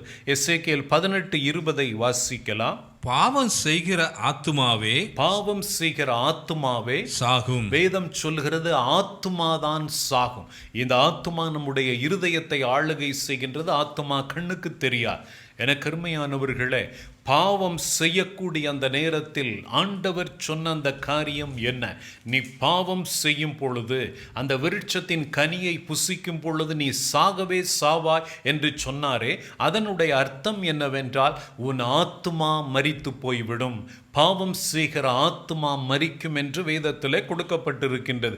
நமக்கு தெரிந்த வசனம் ரோமர் 6:23 பாவத்தின் சம்பளம் மரணம் என்று நமக்கு தெரியும். எனக்கு அருமையானவர்களே, பாவத்தின் சம்பளம் மரணம் என்று அநேக வேளைகளில், ஆனால் இது என்ன மரணம்? ஆத்தும மரணத்தை குறித்து ஆண்டவராகிய கர்த்தர் சொல்லியிருக்கிறார் என்பதை நாம் அறிந்திருக்கின்றோமா? ரோமர் 7வது அதிகாரம் 11வது வசனத்தை வாசித்து பாருங்கள். பவுல் சொல்லும் பொழுது எப்படி சொல்லுகின்றார்? ரோமர் 7:11 வாசிக்கலாம். பாவமானது கற்பனையினாலே சமயம் பெற்று என்னை வஞ்சித்து அதனாலே என்னை கொன்றது. என கருமையானவர்களே, ஆதாம் ஏவாள் பாவம் செய்த பொழுது என்ன நடந்தது? முதலாவது ஆத்தும மரணம் நிகழ்ந்தது ஏவாளுக்கு. ஏவாள் அந்த கனியை பறித்து புசித்தாள். என கருமையானவர்களே, ஏவாள் அந்த கனியை பறித்து புசித்தாள். அவள் ஆத்துமா மரித்து போனது, ஆனால் உயிரோடு கூடத்தான் இருந்தாள். ஆத்துமா மரித்தாலும் உயிரோடு கூடத்தான் இருப்பார்கள். அதை கொண்டு வந்து தன் புருஷனுக்கு கொடுக்கிறாள். புருஷனாகிய ஆதாமுக்கு தெரியாது, தன் மனைவியாகிய ஏவாளின் ஆத்துமா மரித்திருக்கிறது அவனுக்கு தெரியாது. அது கண்ணுக்கு தெரியாதபடியினான் இப்பொழுது அவனும் புசிக்கிறான். அவனுடைய ஆத்துமாவும் மரிக்கிறது, அதுவும் அவனுக்கு தெரியாது. எனக்கு அருமையானவர்களே, வேதத்தில் ஆண்டவராகிய கர்த்தர் சொல்லும் பொழுது, வெளிப்படுத்தின விசேஷம் 3வது அதிகாரம் 1வது வசனத்தை வாசித்து பாருங்கள். நீ உயிர் உள்ளவன் என்று பெயர் கொண்டிருந்தும் செத்தவனாய் இருக்கிறாய் என்று வேதவசனம் சொல்லுகின்றது. பாவம் செய்யும் பொழுது உயிரோடு கூடத்தான் இருப்பார்கள், ஆனால் ஆத்துமா மரித்து போய்விடும். வெளிப்படுத்தின விசேஷம் 3வது அதிகாரம் 1வது வசனத்தை வாசிக்கலாம். சர்தை சபையின் தூதனுக்கு நீ எழுத வேண்டியது என்னவெனில், தேவனுடைய 7 ஆவிகளையும் 7 நட்சத்திரங்களையும் உடையவர் சொல்லுகிறதாவது, உன் கிரியைகளை அறிந்திருக்கிறேன். நீ உயிர் உள்ளவன் என்று பெயர் கொண்டிருந்தும் செத்தவனாய் இருக்கிறாய். கருமையானவர்களே, புரியாதது போல இருக்கின்றதல்லவா? நீ உயிர் உள்ளவன் என்று பெயர் கொண்டிருந்தும் செத்தவனாய் இருக்கிறாய் என்பது எதை குறிக்கின்றது என்றால், நீ உயிரோடு கூடத்தான் இருக்கின்றாய், ஆனால் நீ பாவம் செய்ததின் நிமித்தம் உன் ஆத்துமா மரித்து போய் இருக்கின்றது என்பதை குறித்து சொல்லிவிட்டு அந்த வசனத்தை நீங்கள் தொடர்ந்து பார்த்தீர்கள் என்றால், நீ மனம் திரும்பு என்று கொடுக்கப்பட்டிருக்கின்றது. ஆண்டவர் சொன்னார், மனம் திரும்புங்கள் என்று தேவனாகிய கர்த்தர் சொன்னதின் அர்த்தம் என்ன? நீங்கள் செய்த அந்த பாவத்திற்காக நீங்கள் மனஸ்தாபப்பட்டு, இந்த காரியத்தை நான் தெரியாமல் செய்துவிட்டேன் என்று சொல்லி ஆண்டவராகிய கர்த்தரிடத்தில் வந்து அந்த பாவத்தை அறிக்கை செய்யும் பொழுது ஆண்டவராகிய கர்த்தர் உங்களுடைய பாவங்களை மன்னிக்கிறது மாத்திரமல்ல, எனக்கு அருமையானவர்களே, உங்கள் மரித்த ஆத்துமாவையும் தேவனாகிய கர்த்தர் உயிர்ப்பிக்க வல்லவராக இருக்கின்றார். அவர் உயிர்ப்பிக்கின்றார். அதைத்தான் லூக்கா 15வது அதிகாரத்தில் லூக்கா 15:24 வசனத்தை பார்க்கும் பொழுது, அவன் தன் இளைய குமாரனை குறித்து தகப்பன் சொல்லும் பொழுது இவ்வாறாக சொல்லுகின்றான், என் குமாரனாகிய இவன் மரித்தான் என்று சொன்னால் அவன் ஆத்துமா மரித்தது. அவன் திரும்பவும் உயிர்த்தான் என்று சொல்லும் பொழுது, தன் பாவங்களை அறிக்கையிட்ட பொழுது ஆண்டவராகிய கர்த்தர் மரித்த அவன் ஆத்துமாவை உயிரோடு கூட எழுப்பினபடியினால் இப்பொழுது அவன் உயிர்த்தான் என்று அவன் தெளிவாக சொல்லக்கூடியது வேதத்திலே கொடுக்கப்பட்டிருக்கின்றது. எனக்கு அருமையானவர்களே, இந்த பாவத்துக்காக நீங்கள் எப்பொழுது நம்முடைய பாவத்துக்காக நாம் மனஸ்தாபப்பட்டு, ஆண்டவரே இந்த காரியத்தை நான் செய்தது தவறு தான் என்று சொல்லி முழுமையாக மனஸ்தாபப்பட்டு ஆண்டவராகிய கர்த்தரிடத்தில் மன்னிப்பு கோரும் பொழுது வேதம் சொல்லுகின்றது, அவர் நம்முடைய பாவங்கள் எல்லாவற்றையும் மன்னித்து நம்முடைய அக்கிரமங்கள் எல்லாவற்றையும் நீக்கி நம்முடைய பாவங்களை கழுவி சுத்திகரிப்பதற்கு அவர் உண்மையும் நீதியும் உள்ளவராய் இருக்கிறார் என்று சொல்லி 1 யோவான் 1வது அதிகாரம் 9வது வசனம் சொல்லுகின்றது.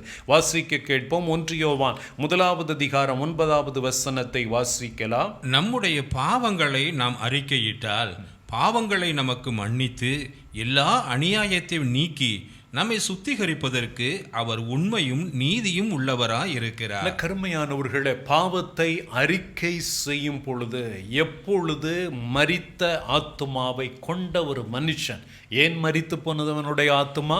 பாவம் செய்ததின் நிமித்தம். ஏதாவது ஒரு காரியத்தில் நீங்கள் பாவம் செய்து ஆண்டவருக்கு பிரியமில்லாத காரியத்தை செய்யும் பொழுது, என கருமையானவர்களே, ஆத்துமா மரித்து போய்விடுகின்றது. ஆனால் நாம் உயிரோடு கூடத்தான் இருக்கின்றோம். அந்த நேரத்தில் நம்முடைய பாவத்துக்காக நாம் மனஸ்தாபப்பட்டு நம்முடைய பாவங்களை அறிக்கை செய்யும் பொழுது நம்முடைய பாவங்கள் எல்லாவற்றையும் ஆண்டவர் மன்னிப்பது மாத்திரமல்ல, அந்த மரித்த ஆத்துமாவையும் அவர் உயிர்ப்பிக்கிறார் என்று சொல்லி எபேசியர் 2வது அதிகாரம் 1வது வசனம் சொல்லுகின்றது. எபேசியர் 2வது அதிகாரம் 1வது வசனத்தை வாசிக்கலாம். அக்கிரமங்களினாலும் பாவங்களினாலும் மரித்தவர்களாய் இருந்த உங்களை உயிர்ப்பித்தார். என கருமையானவர்களே, இந்த இளைய குமாரன் மரித்தான், அவன் மறுபடியும் உயிர்த்தான் என்றால் அவனை உயிர்ப்பித்தது யார்? ஆண்டவராகிய கர்த்தரிடத்தில் வந்து சொல்லுகின்றான், நான் ஆண்டவரே உமக்கு விரோதமாகவும் என் தகப்பனுக்கு விரோதமாகவும் பரத்துக்கு விரோதமாகவும் நான் பாவம் செய்தேன் என்று சொல்லி தன் பாவத்தை அவன் அறிக்கையிடும் பொழுது அவன் மரித்த ஆத்துமாவை, அவன் பாவத்தை மன்னிப்பது மாத்திரமல்ல, அவனுடைய மரித்த ஆத்துமாவையும் தேவனாகிய கர்த்தர் உயிர்ப்பிக்கிறார் என்பதைத்தான் இந்த தகப்பன் சொல்லுகின்றார். எனக்கு அருமையானவர்களே, தகப்பனுடைய சாட்சி மிகுந்த முக்கியத்துவம் வாய்ந்தது. இந்த இடத்துல லூக்கா 15வது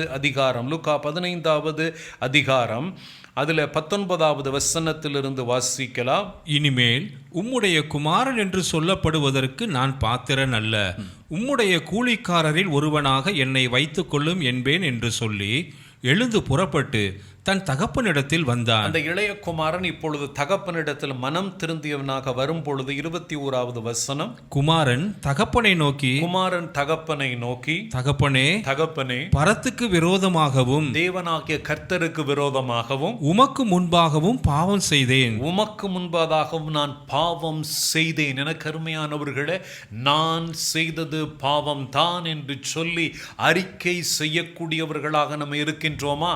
இன்றைக்கு எனக்கருமையானவர்களை எது மறுபடியும் பிறப்பது என்றால், முக்கியத்துவப்படுத்துகின்றேன், மறுபடி பிறப்பது என்றால் இன்றைக்கு அநேகர் நினைத்துக் கொள்ளுகின்றோம் ஞான ஸ்நானம் எடுப்பது தான் மறுபடி பிறப்பது என்பது.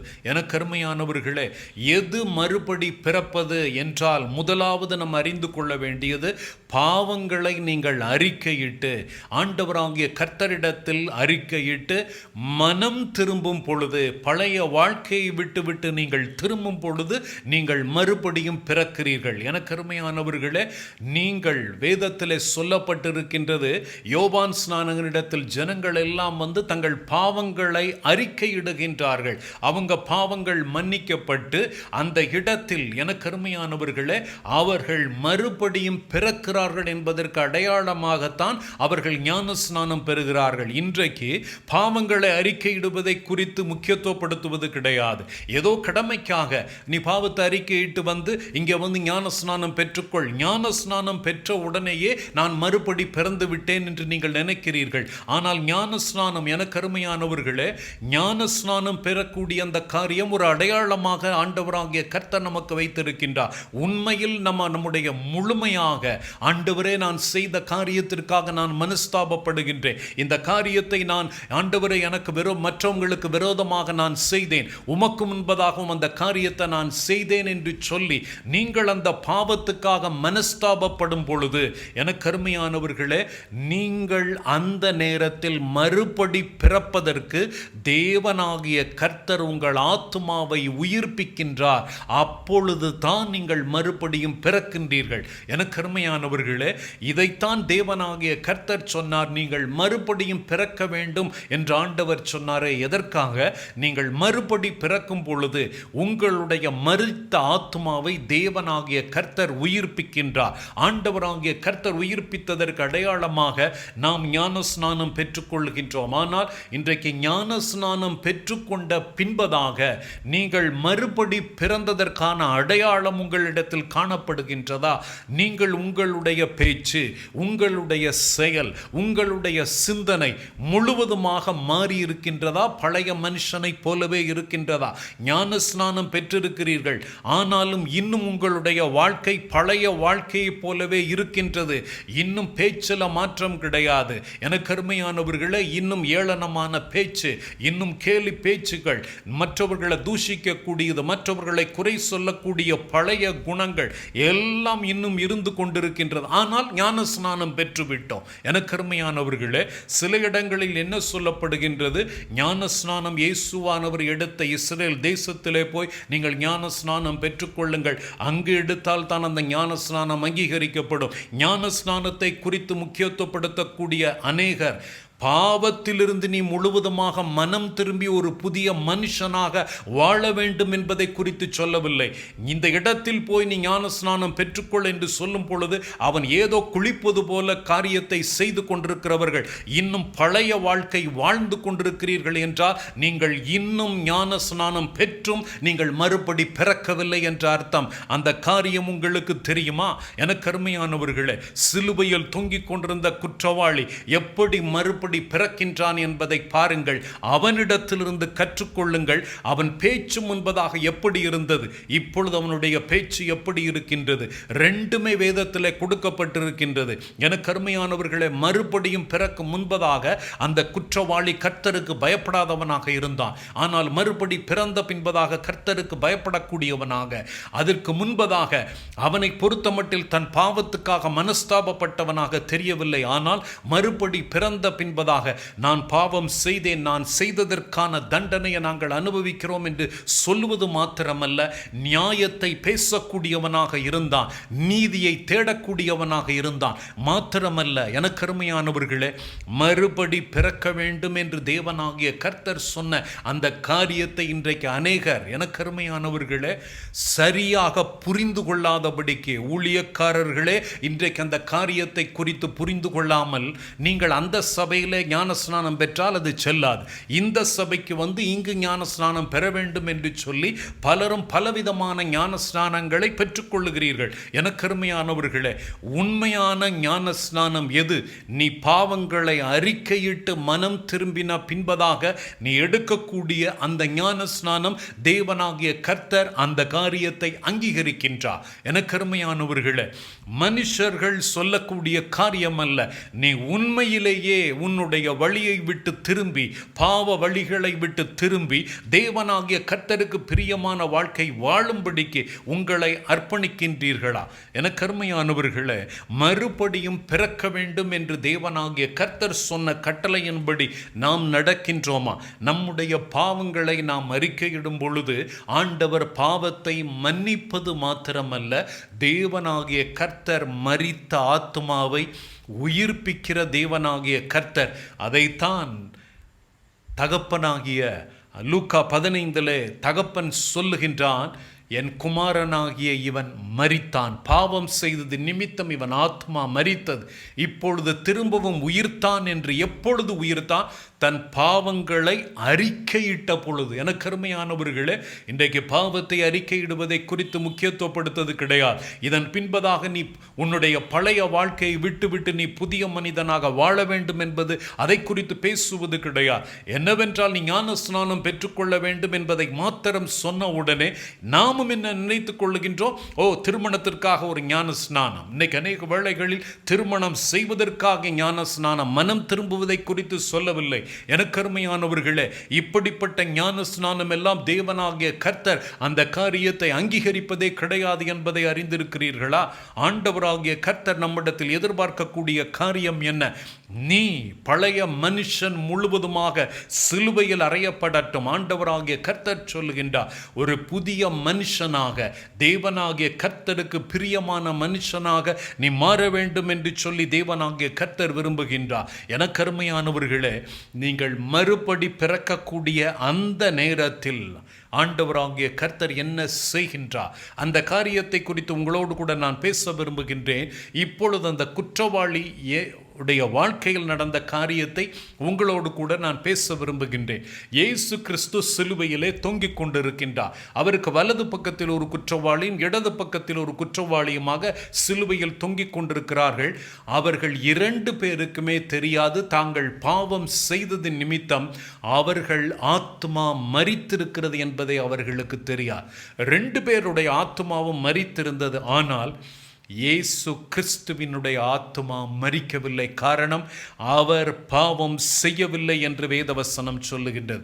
1 பேதுரு 2:22 எடுத்து வாசித்து பார்த்தீர்கள் என்றால் அவர் பாவம் செய்யவில்லை என்று வேதவசனம் சொல்லுகின்றது.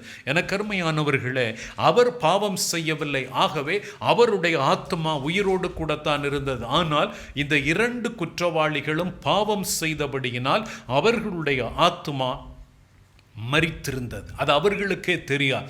இப்பொழுது ஆண்டவராகிய கர்த்தர், எனக்கு அருமையானவர்களே, வேதத்திலே கொடுக்கப்பட்டிருக்கின்ற அந்த காரியத்தை நீங்கள் பார்த்தீர்கள் என்றால், இயேசு கிறிஸ்துவை சிலுவையில் அறைந்த நேரத்தில் இந்த 2 குற்றவாளிகளும் இயேசு கிறிஸ்துவை மற்றவர்களோடு கூட சேர்ந்து தூஷித்தார்கள் என்று சொல்லி மத்தேயு 27 அதிகாரத்தில் கொடுக்கப்பட்டிருக்கின்றது.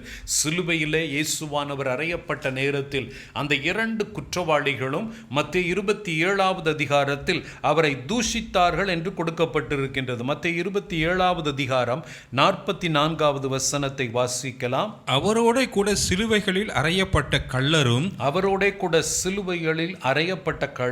அந்தபடியே அவரை நிந்தித்தார்கள். என கருமையானவர்களே, நிந்தித்தார்கள் என்று கொடுக்கப்பட்டிருக்கின்றது. கவனித்துக் கொள்ளுங்கள். இப்பொழுது அந்த 2 குற்றவாளிகளும் அவரை நிந்தித்தார்கள். அவர்களுடைய செயல்பாடுகள், பேச்சுகள் எல்லாம் எப்படிப்பட்டதாக இருந்தது? கொஞ்சம் யோசித்து பாருங்கள். இன்றைக்கு நம்முடைய பேச்சு எப்படி இருக்கின்றது? இவர்களுடைய பேச்சு முதலாவது எப்படி இருந்தது என்பதை கவனித்துக் கொள்ளுங்கள். நான் ஒரே ஒரு குற்றவாளியை உங்கள் மத்தியில் நான் வைக்க விரும்புகின்றேன். 2 பேருமே இயேசு கிறிஸ்துவை மற்றவர்களோடு கூட சேர்ந்து தூஷிக்கிறார்கள். இந்த குற்றவாளி முதலாவது அவரை தூஷிக்கின்றான். அவன் வாயின் வார்த்தைகள், செயல்பாடுகள், சிந்தனைகள் எல்லாமே ஆண்டவருக்கு பிரியமில்லாதபடி இருக்கின்றது. காரணம் அவனுடைய ஆத்மா மரித்திருந்தபடியினால். எனக்கு அருமையானவர்களே, இன்றைக்கு நீங்கள் ஞான ஸ்நானம் பெறுகிறீங்க, உங்கள் ஆத்மா உயிரோடு இருக்கா, மரித்து போயிருக்கா? ஒரு காரியத்தை உங்களுக்கு நான் கேட்க விரும்புகின்றேன். இன்னும் நீங்கள் பாவத்துக்குள்ளாகவே இருந்து கொண்டு ஞான ஸ்நானம் பெற்றீர்கள் என்றால், நீங்கள் பாவத்தை அறிக்கையிடாதபடிக்கு, எனக்கு அருமையானவர்களே, கடமைக்காக போய் ஞான ஸ்நானம் பெறக்கூடியவர்களாக இருப்பீர்கள் என்றால், உங்களுடைய ஆத்துமா மரித்ததாகவே இருக்கும். உலகத்துக்கு நீங்கள் மறுபடி பிறந்திருப்பீர்கள், கர்த்தருடைய பார்வையில் நீங்கள் மறுபடி பிறக்கவில்லை. எனக்கு அருமையானவர்களே, ஆண்டவருடைய பார்வையில் நீங்கள் மறுபடி பிறக்க வேண்டும் என்றால், நீங்கள் உங்களுடைய பாவங்களுக்காக மனஸ்தாபப்பட்டு, ஆண்டவரே நான் செய்தது பாவம், எப்படி இளைய குமாரன் தகப்பனிடத்தில் வந்து பரத்துக்கு விரோதமாகவும் உமக்கு முன்பதாகவும் பாவம் செய்தேன் என்று சொல்லி எல்லாருக்கு முன்பதாக தன் பாவத்தை அறிக்கையிட்டு தான் செய்த காரியத்திற்காக மனஸ்தாபப்படும் பொழுது அவனுடைய ஆத்துமா உயிர்ப்பிக்கப்படுகின்றது, அவன் மறுபடி பிறக்கின்றான். அதைத்தான் தகப்பன் சொல்லுகின்றான், இவன் மரித்தான், இப்பொழுது உயிர்த்தான் என்றால், மரித்த ஆத்மாவை தேவனாகிய கர்த்தர் உயிர்ப்பிக்க வல்லவராக இருக்கின்றார், அவர் உயிர்ப்பிக்கின்றார். எனக்கு அருமையானவர்களே, இந்த இரண்டு குற்றவாளிகளில் ஒருவன் இப்பொழுது கவனித்துக் கொள்ள வேண்டும். இயேசுவானவர் பேசக்கூடிய வார்த்தையை ரெண்டு பேரும் கேட்கிறார்கள்.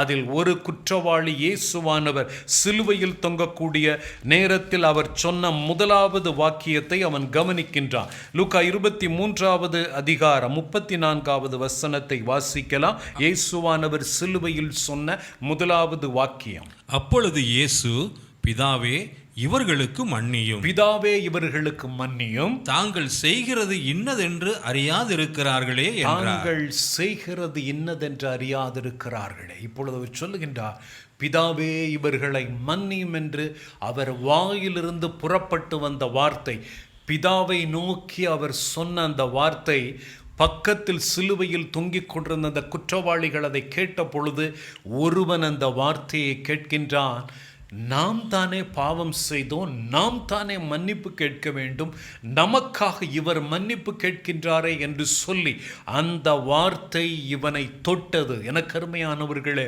எப்பொழுது இயேசு கிறிஸ்துவினுடைய வார்த்தை உங்களை தொடுகின்றதோ அப்பொழுது தான் மனம் திரும்புதல் உண்டாகின்றது. அந்த வேளையில் அவன் தன்னை முழுவதுமாக அர்ப்பணிக்கின்றான்.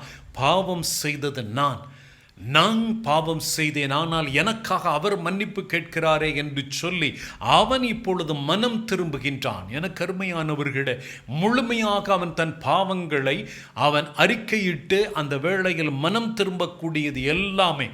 சத்தமிட்டு நீங்கள் பாவத்தை அறிக்கையிட வேண்டிய அவசியமே இல்லை. மனதுக்குள்ளாகவே உண்மையாகவே நீங்கள் உங்கள் மனதிலேயே உங்கள் பாவங்களை அறிக்கையிட்டு ஆண்டவராகிய கர்த்தரிடத்தில் மனம் திரும்ப முடியும். ஆண்டவராகிய கர்த்தர் உங்கள் ஆத்மாவை உயிர்ப்பிக்க வல்லவராக இருக்கின்றார். இப்பொழுது அவன் அந்த காரியத்திற்காக, தான் செய்த குற்றத்திற்காக அவன் மனஸ்தாபப்பட்டு மனம் திரும்பும் பொழுது ஆண்டவராகிய கர்த்தர் அவனுடைய பாவத்தை மன்னிப்பது மாத்திரமல்ல, அவனுடைய மரித்த ஆத்மாவை இயேசு கிறிஸ்து உயிர்ப்பிக்கின்றார். எனக்கு அருமையானவர்களே, இப்பொழுது அவனுடைய மரித்த ஆத்மா உயிர்ப்பிக்கப்படக்கூடிய நேரத்தில் அவன் மறுபடியும் பிறக்கின்றான். எனக்கு அருமையானவர்களே, அவன் மறுபடியும் பிறக்கக்கூடிய அந்த நேரத்தில் வேதம் சொல்லுகிறது, லூக்கா 15வது அதிகாரம், லூக்கா 15வது அதிகாரத்தை எடுத்துக்கொள்ளுங்கள், 7வது வசனத்தை வாசிக்கலாம். லூக்கா 15:7. அதுபோல மனம் திரும்ப அவசியமில்லாத 99 நீதிமான்களை குறித்து சந்தோஷம் உண்டாகிறதை பார்க்கிலும் மனம் திரும்புகிற ஒரே பாவியின் நிமித்தம் பரலோகத்தில் மிகுந்த சந்தோஷம் உண்டாயிருக்கும் என்று. மறுபடி பிறக்கும் பொழுது, எனக்கு அருமையானவர்களே, ஒரு குழந்தை பூமியில் பிறக்கும் பொழுது குடும்பத்தினர் மத்தியில் சந்தோஷம். ஒரு மனுஷன் மறுபடி பிறக்கும் பொழுது, தன் பாவங்களை அறிக்கையிட்டு அவன் மனம் திரும்பும் பொழுது, அவன் மரித்த ஆத்மாவை ஆண்டவர் உயிர்ப்பிக்கும் பொழுது அவன் மறுபடியும் பிறக்கின்றான். இதைத்தான் ஆண்டவர் மறுபடி பிறப்பது என்று சொன்னார். பாவத்திற்காக நீங்கள் பாவத்தை விட்டுவிட்டு மனம் திரும்புங்கள். ஆண்டவர் சொன்னார், மனம் திரும்புங்கள் என்று சொன்னாரே, அந்த கட்டளையின்படியாகவும் நீங்கள் மறுபடி பிறக்க வேண்டும் என்கின்ற கட்டளை ஆண்டவர் சொன்னாரே, பாவத்தை அறிக்கையிட்டு நீங்கள் மனஸ்தாபப்பட்டு அந்த பாவத்தை அறிக்கையிட்டு நீங்கள் மனம் திரும்பும் பொழுது ஆண்டவர் உங்களுடைய மரித்த ஆத்துமாவை உயிர்ப்பிக்கும் பொழுது நீங்கள் மறுபடியும் பிறக்கிறீர்கள். எனக்கருமையானவர்களே, மறுபடி நீங்கள் பிறக்கும் பொழுது பரலோகத்தில் மிகுந்த சந்தோஷம் உண்டாகின்றது என்று வேதம் சொல்லுகின்றது. எனக்கு அருமையானவர்களே, நீங்கள் பூமியிலே ஒரு மனிதன் பிறக்கும் பொழுது குடும்பத்தினர் மத்தியில் சந்தோஷம், ஆனால் மறுபடி பிறக்கும் பொழுது ஒரே ஒரு பாவியின் நிமித்தம் பரலோகத்தில் மிகுந்த சந்தோஷம் உண்டாயிருக்குமாம். சிலுவையில் நடக்கக்கூடிய நிகழ்வுகளை பாருங்கள். அந்த குற்றவாளி சிலுவையிலேயே மறுபடி பிறக்கக்கூடிய நேரத்தில் அவன் நிமித்தம் அங்கு பரலோக ராஜ்யத்தில் மிகுந்த சந்தோஷம் உண்டாகின்றது. இது சிலுவையில் தொங்கிக் கொண்டிருந்த இயேசுவானவருக்கும் மனதில் ஒரு பெரிய சந்தோஷத்தை கொடுக்கின்றது. இவன் இப்பொழுது தன் பாவங்களை அறிக்கையிட்டு அவன் மறுபடி நான் பிறக்க வேண்டும் என்று சொன்ன கட்டளைக்கு தன்னை அர்ப்பணித்து இப்பொழுது அவன் மறுபடி பிறக்கிறபடியினால், இவன் நிமித்தம் பரலோகத்தில் சந்தோஷம் உண்டாகின்றபடியினால் நானும் இது நிமித்தம் சந்தோஷப்படுகிறேன். எனக்கு அருமையானவர்களே, தேவனாகிய கர்த்தர் இது நிமித்தம் சந்தோஷப்படக்கூடியது வேதத்தில் கொடுக்கப்பட்டிருக்கின்றது. எனக்கு அருமையானவர்களே, இப்பொழுது ஒரு காரியத்தை உங்களுக்கு நான் சொல்ல விரும்புகின்றேன். நீங்களும் நானும் மறுபடி பிறந்திருக்கின்றோம், நாங்கள் ஞானஸ்நானம் பெற்றிருக்கிறோம் என்று சொல்லக்கூடிய நீங்களும் நானும் அந்த குற்றவாளி முதலாவது அவனுடைய வாழ்க்கை எப்படி இருந்து மறுபடி பிறந்த பின்பதாக வாழ்க்கை எப்படி இருக்கின்றது. இன்னைக்கு உங்களோடு கூட நான் பேச விரும்புகின்றேன். உங்களுடைய வாழ்க்கை எப்படிப்பட்டதாக இருக்கின்றது? நான் மறுபடி பிறந்து விட்டேன் என்று சொல்லிக்கொண்டு நீங்கள் மற்றவங்களை அற்பமாக பார்க்கக்கூடியவர்களாக இருக்கின்றீர்களே, நீங்கள் மறுபடி பிறந்திருக்கிறீர்கள் என்பது தேவனாகிய கர்த்தரால் அங்கீகரிக்கப்பட்டிருக்கின்றதா? அந்த காரியத்தின் நிமித்தம் பரலோகத்தில் சந்தோஷம் உண்டாயிருக்கின்றதா? உங்களுடைய ஆத்துமா இப்பொழுது உயிரோடு கூட இருக்கின்றதா அல்லது மரித்து போயிருக்கின்றதா? எனக்கு அருமையானவர்களே, அந்த குற்றவாளி சாட்சி கொடுக்க முடியும். என் ஆத்துமா உயிரோடு கூட இருக்கின்றது, என் ஆத்துமா இப்பொழுது என் தேவனாகிய கர்த்தரை நோக்கி பேச முடியும். காரணம், அது இப்பொழுது உயிரோடு கூட இருக்க முடியும். எனக்கு அருமையானவர்களே, என் ஆத்துமாவே கர்த்தரை ஸ்தோத்திரின்னு சொல்லுகின்றோமே, உங்கள் ஆத்துமா உயிரோடு கூட இருந்தால் மட்டும்தான் உங்கள் ஆத்துமா கர்த்தரை ஸ்தோத்திரம் பண்ணும்.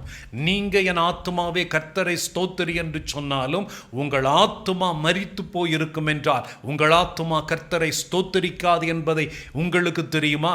ஸ்தோத்திரம் ஸ்தோத்திரம் என்று ஸ்தோத்திரம் சொல்லுகிறதினால் ஆண்டவராகிய கர்த்தர் சொல்லுகின்றார், நீ ஸ்தோத்திரம் சொல்லுகிறதினால் பலன் உண்டாக வேண்டும் என்றால் உன் ஆத்துமா உயிரோடு கூட இருக்க வேண்டும். துணிகரமான பாவத்தை செய்து கொண்டு ஸ்தோத்திரம் மாத்திரம் செலுத்தி கொண்டு பரலோகத்துக்கு போய்விடலாம் என்று நினைக்காதிருங்கள்.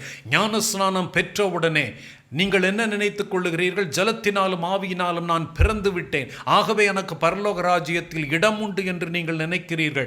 எனக்கு அருமையானவர்களே, 2 முக்கியமான காரியத்தை இந்த குற்றவாளி கை கொண்டான். ஒன்று, மறுபடி பிறக்க வேண்டும் என்று தேவன் சொன்ன கட்டளை மட்டுமல்ல, 2வது ஒரு கட்டளை தேவனாகிய கர்த்தர் சொன்னதை அவன் ஆண்டவராகிய கர்த்தரிடத்தில் கேட்டான். 2வது கட்டளை என்ன?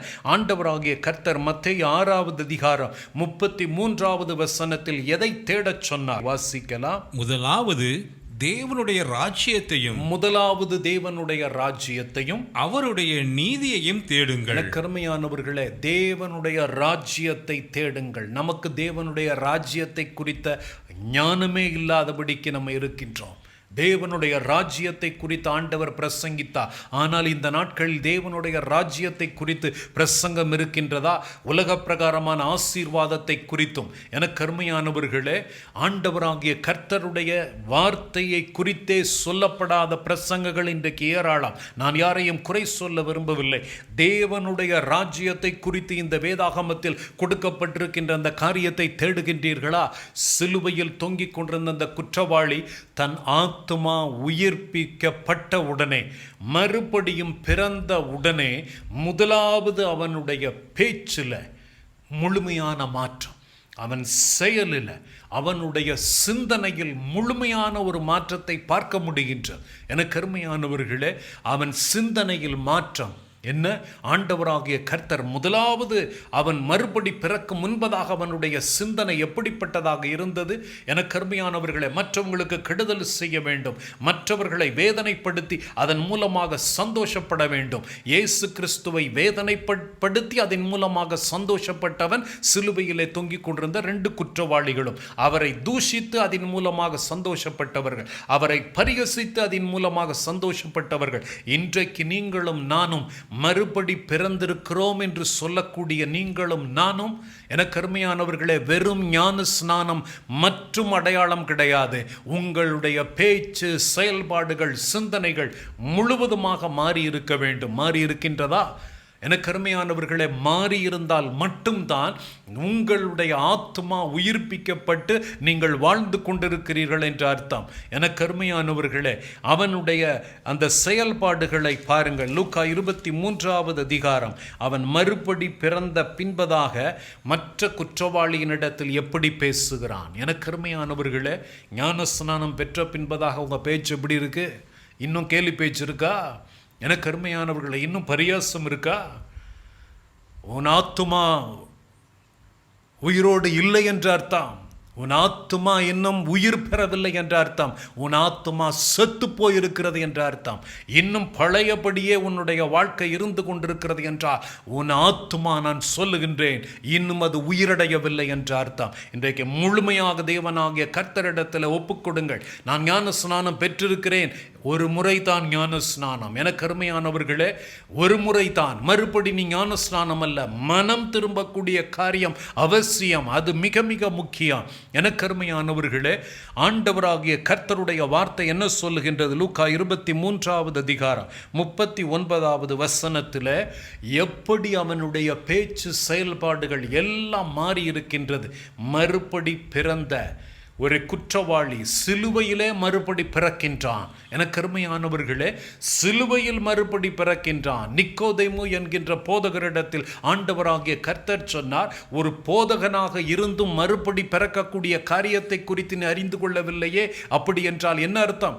இன்றைக்கு ஞான ஸ்நானத்தை குறித்து அறிந்திருக்கிறோம், ஆனால் எப்படி மனம் திரும்பின பின்பதாக நீ எப்படி வாழ வேண்டும், எப்படி இருக்க வேண்டும் என்பதை குறித்து இன்றும் தெரியாதவர்களாக நம்ம இருக்கின்றோம். எனக்கு அருமையானவர்களே, இந்த குற்றவாளியே தேவனாகிய கர்த்தர் நமக்கு முன்பதாக ஒரு சாட்சியாக வைக்கின்றார். அவனை பொறுத்தமட்டில் அவனுடைய பேச்சை பாருங்கள். முதலாவது, அவன் இயேசுவை பரிகசித்தவன், மற்றவங்களை ஏளனம் பண்ணி சிரித்து அந்த இடத்துல சந்தோஷப்படக்கூடியவன். இன்னைக்கு அபிஷேகம் பெற்றிருக்கிறாய், அந்நிய பாஷையில் பேசிக்கொண்டிருக்கிறாய், மூழ்கி ஞான ஸ்நானம் பெற்றுவிட்டேன் என்று சொல்லி பரிசுத்தவான்கள் கூட்டத்தில் இருந்து கொண்டிருக்கிற உன் பேச்சு எப்படி இருக்கின்றது? ஏளன பேச்சு இருக்கின்றதா? மற்றவர்களை குறை சொல்லக்கூடிய காரியம் இருக்கின்றதா? சோதித்து பார். உன் ஆத்துமா செத்து போயிருக்கிறது என்ற அர்த்தம். இன்னும் அது உயிர் பெறவில்லை என்ற அர்த்தம். உன் ஆத்துமா மரித்திருக்கிறது என்று இந்த நேரத்தில் நீ அறிந்து கொள்ள வேண்டும் என்பதை தேவனாகிய கர்த்தர் விரும்புகின்றார். எனக்கு அருமையானவர்களே, ஒரு குற்றவாளியாக இருந்தாலும் அவன் கர்த்தரிடத்தில் வந்து தன் பாவங்களை அறிக்கையிடும் பொழுது, அவனை மன்னித்து தேவனாகிய கர்த்தர் ஒரு நீதிமானாக மாற்றும் பொழுது, அவன் ஆத்துமா உயிரடைகின்ற நேரத்தில் அவன் பேச்சு, செயல், சிந்தனை எல்லாம் தேவனுக்கு பிரியமானதாக மாறுகின்றது. இயேசு கிறிஸ்துவில் இருந்த சிந்தை உங்களில் இருக்கின்றதா? இவனுக்கு சிந்தையை பாருங்கள். எனக்கு அருமையானவர்களே, இயேசு கிறிஸ்துவில் இருந்த சிந்தை நமக்கு இருக்கும் என்றால் தேவனுடைய ராஜ்யத்தை தேடுங்கள் என்று சொல்லி மறுபடி பிறந்திருக்கிற நாம் அதை மாத்திரம் தேடுவோம். இன்றைக்கு எதை தேடுகின்றோம்? எனக்கு அருமையானவர்களே, உலகத்திலும் உலகத்தில் உள்ளவைகளையும் தேடிக்கொண்டிருக்கிறோம். ஆண்டவராகிய கர்த்தர் சொல்லுகிறார், என்னுடைய ராஜ்யத்தை தேடுங்கள். ஜெபிக்கும் பொழுது என் ராஜ்யம் வருவதாக என்று ஜெபியுங்கள் என்று சொன்னாரே, அந்த ஜெபமே இன்றைக்கு அநேகருக்கு தெரியாது. எனக்கு அருமையானவர்களே, இந்த குறிப்பிட்ட சபையினர் இந்த பரமண்டல ஜெபத்தை ஜெபிக்கிறார்கள், நாம் ஜெபிக்க வேண்டாம் என்று அந்த காரியத்தை விட்டுவிட்டு ஆண்டவர் சொன்னார், உம்முடைய ராஜ்யம் வருவதாக என்று சொன்ன அந்த காரியம் என்ன என்பதே தெரியாது, ஜெபிக்கவே தெரியாது. எனக்கு அருமையானவர்களே, ஒரு குற்றவாளி ஜெபிக்கிறான், தேவனுடைய ராஜ்யத்தில் எனக்கு இடம் கிடைக்கும்படிக்கு தயவு செய்து என்னை நினைத்தருளும் என்று சொல்லி தேவனுடைய ராஜ்யம் அவனுடைய சிந்தனையில் வருகின்றதே. இன்றைக்கு நம்முடைய சிந்தை எப்படிப்பட்டதாக இருக்கின்றது பாருங்கள். அந்த குற்றவாளி இப்பொழுது மறுபடி பிறக்கும் பொழுது அவன் எப்படி மாறுகின்றான் வாசிக்கலாம். லூக்கா 23வது அதிகாரம் 39வது வசனத்திலிருந்து வாசிக்கலாம். அன்றியும் சிலுவையில் அறையப்பட்டிருந்த குற்றவாளிகளில் ஒருவன், மற்ற குற்றவாளி ஒருவன், நீ கிறிஸ்துவானால் உன்னையும் எங்களையும் ரட்சித்துக்கொள் என்று அவரை இகழ்ந்தான் என்று கொடுக்கப்பட்டிருக்கின்றது. அப்பொழுது மறுபடி பிறந்த, எனக்கு அருமையானவர்களே, மறுபடி பிறந்த அந்த குற்றவாளி எப்படி பேசுகின்றான்? அவனுடைய வாயின் வார்த்தைகளை பாருங்கள், வாசிக்கலாம். மற்றவன் அவனை நோக்கி, நீ இந்த ஆக்கினைக்குட்பட்டவனாய் இருந்தும் தேவனுக்கு பயப்படுகிறது இல்லையா? கருமையானவர்களே, எப்பொழுது இந்த வார்த்தை அவன் வாயிலிருந்து வருகிறது? மறுபடி பிறக்கப்பட்டவனாக, மறுபடி பிறந்தவனுடைய வாயிலிருந்து வரக்கூடிய வார்த்தை, நீ தேவனுக்கு பயப்படுகிறது இல்லையா என்று கேட்கிறதில் இருந்து நான் தேவனுக்கு பயப்படுகிறேன் என்று அவன் சொல்லக்கூடியது இதில் உறுதியாகின்றது. எனக்கு அருமையானவர்களே, இன்றைக்கு நீங்களும் நானும் மறுபடி பிறந்திருக்கிறேன் என்று சொல்கின்றோமே, தேவனுக்கு பயப்படுகின்றோமா? தேவனுக்கு பயப்படக்கூடிய பயம் நம்மிடத்தில் இருக்கின்றதா? இந்த குற்றவாளி சொல்லுகின்றான், தேவனுக்கு தான் பயப்படுகிறேன் என்பதை அவன் வெளிப்படையாக சொல்லக்கூடியது வேதத்தில் கொடுக்கப்பட்டு இருக்கின்றது. அது மாத்திரமல்ல, இப்பொழுது அவன் சொல்லக்கூடியதை பாருங்கள், வாசிக்கலாம். நாமோ நியாயப்படி தண்டிக்கப்படுகிறோம். கருமையானவர்களே, நியாயத்தை குறித்து பேசுகின்றான். நாம் நியாயப்படி தண்டிக்கப்படுகின்றோம். நாம் நடப்பித்தவைகளுக்கு தக்க பலனை அடைகிறோம். நாம் என்ன குற்றம் செய்தோமோ அந்த குற்றத்துக்கான தண்டனை இப்பொழுது அவன் சொல்லுகின்றான், வெளிப்படையாக சொல்லுகின்றான், நாம் குற்றவாளிகள், நான் பாவம் செய்தோம், அதற்கான தண்டனையை நாம் அனுபவிக்கின்றோம் என்று சொல்லுகின்றான். வாசிக்கலாம். இவரோ தகாதது ஒன்றையும் நடப்பிக்கவில்லையே என்று. என கருமையானவர்களே, இவரோ தகாதது ஒன்றையும் நடப்பிக்கவில்லையே. இயேசு கிறிஸ்துவை குறித்து ஒரு குற்றவாளி கொடுத்த சாட்சி. என கருமையானவர்களே, மறுபடியும் பிறந்தவன் கொடுத்த சாட்சி. ஆண்டவராகிய கர்த்தர் அந்த சாட்சியை வேதத்தில் கொடுத்திருக்கின்றார். இவர் தகாதது ஒன்றும் நடப்பிக்கவில்லையே. அப்படி என்றால் இவர் குற்றமற்றவர், இவர் நீதிமான். என கருமையானவர்களே, அவரை குறித்து அவன் கொடுத்த சாட்சி வேதத்தில் கொடுக்கப்படும் பொழுது, ஒரு மறுபடி பிறந்தவனுடைய வாயிலிருந்து புறப்பட்டு வந்த வார்த்தை இயேசு கிறிஸ்துவை மிகுந்த சந்தோஷப்படுத்திய. உங்கள் வாயிலிருந்து புறப்பட்டு வருகின்ற வார்த்தை கர்த்தரை சந்தோஷப்படுத்துகிறதா, கர்த்தரை வேதனைப்படுத்துகிறதா? நான் மறுபடி பிறந்திருக்கிறேன் என்று நீங்கள் சொல்லிக் கொண்டிருக்கின்றீர்களே, நீங்கள் மறுபடி பிறந்திருக்கிறேன் என்று நீங்கள் சொல்லக்கூடியது ஞானஸ்நானத்தை சொல்லுகிறீர்கள். நீங்கள் மறுபடி பிறந்திருக்கிறேன் என்று சொல்லக்கூடியது, எனக்கு அருமையானவர்களே, மனம் திரும்புதலை குறித்து சொல்லுகின்றீர்களா? நான் மறுபடி பிறந்திருக்கிறேன் என்று சொல்லக்கூடியது ஞான ஸ்நானத்தை குறித்து சொல்லுகின்றீர்கள். ஆனால் ஆண்டவர் மனம் திரும்புங்கள் என்று சொன்ன அந்த வார்த்தையின்படி உண்மையிலேயே நீங்கள் மனம் திரும்பி இருக்கின்றீர்களா? நீங்கள் உண்மையிலேயே மனம் திரும்பி இருப்பீர்கள் என்றால் நம்முடைய பேச்சு, செயல், சிந்தனை எல்லாம் இந்த குற்றவாளி மறுபடி பிறந்தவனை போலவே இருந்திருக்கும். அவன் பேச்சை பாருங்கள், கர்த்தருக்கு பயப்படக்கூடியவன் என்பதை சொல்லுகின்றான். நடந்த காரியத்தை உள்ளதை உள்ளதென்றும் இல்லதை இல்லதென்றும் சொல்லுகின்றான். நம்ம என்ன சொல்லுகின்றோம்? எனக்கு அருமையானவர்களே, உள்ளதை உள்ளதென்றும் இல்லதை இல்லதென்றும் சொல்லுகின்றோமா?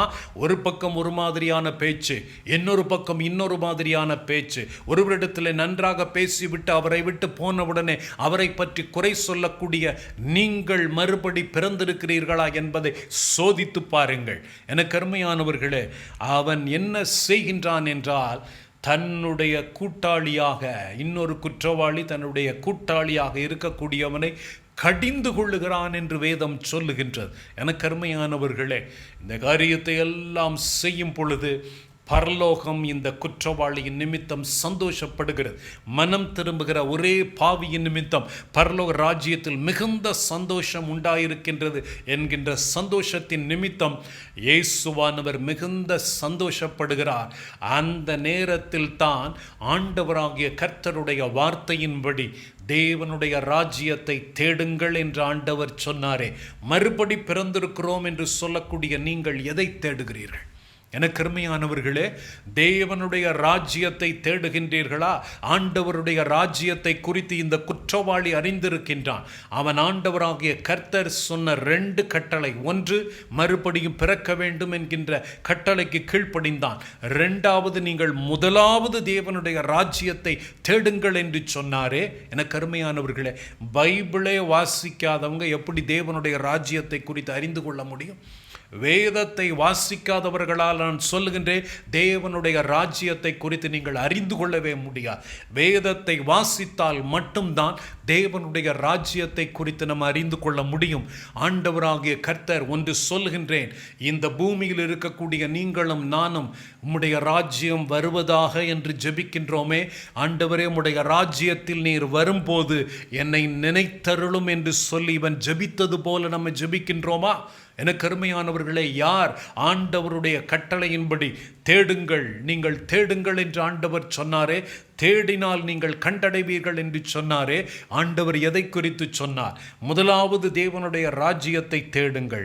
மத்தேயு 6வது அதிகாரம் 33வது வசனத்தில் ஆண்டவராகிய கர்த்தர் நமக்கு கொடுத்த கட்டளை மறுபடி பிறக்க வேண்டும் என்கின்றது மாத்திரமல்ல, எதை தேட வேண்டும் என்று சொன்னாரோ அந்த காரியத்தை அந்த குற்றவாளி தேடினான். மத்தேயு 6வது அதிகாரம் 33வது வசனத்தை வாசிக்கலாம். முதலாவது தேவனுடைய ராஜ்யத்தையும் அவருடைய நீதியையும் தேடுங்கள். அவருடைய நீதியையும் தேடுங்கள். எனக்கு அருமையானவர்களே, நீதி நியாயம் நம்முடைய வாழ்க்கையில, எனக்கு அருமையானவர்களே, நீங்க எதை குறித்து பேசுறீங்க?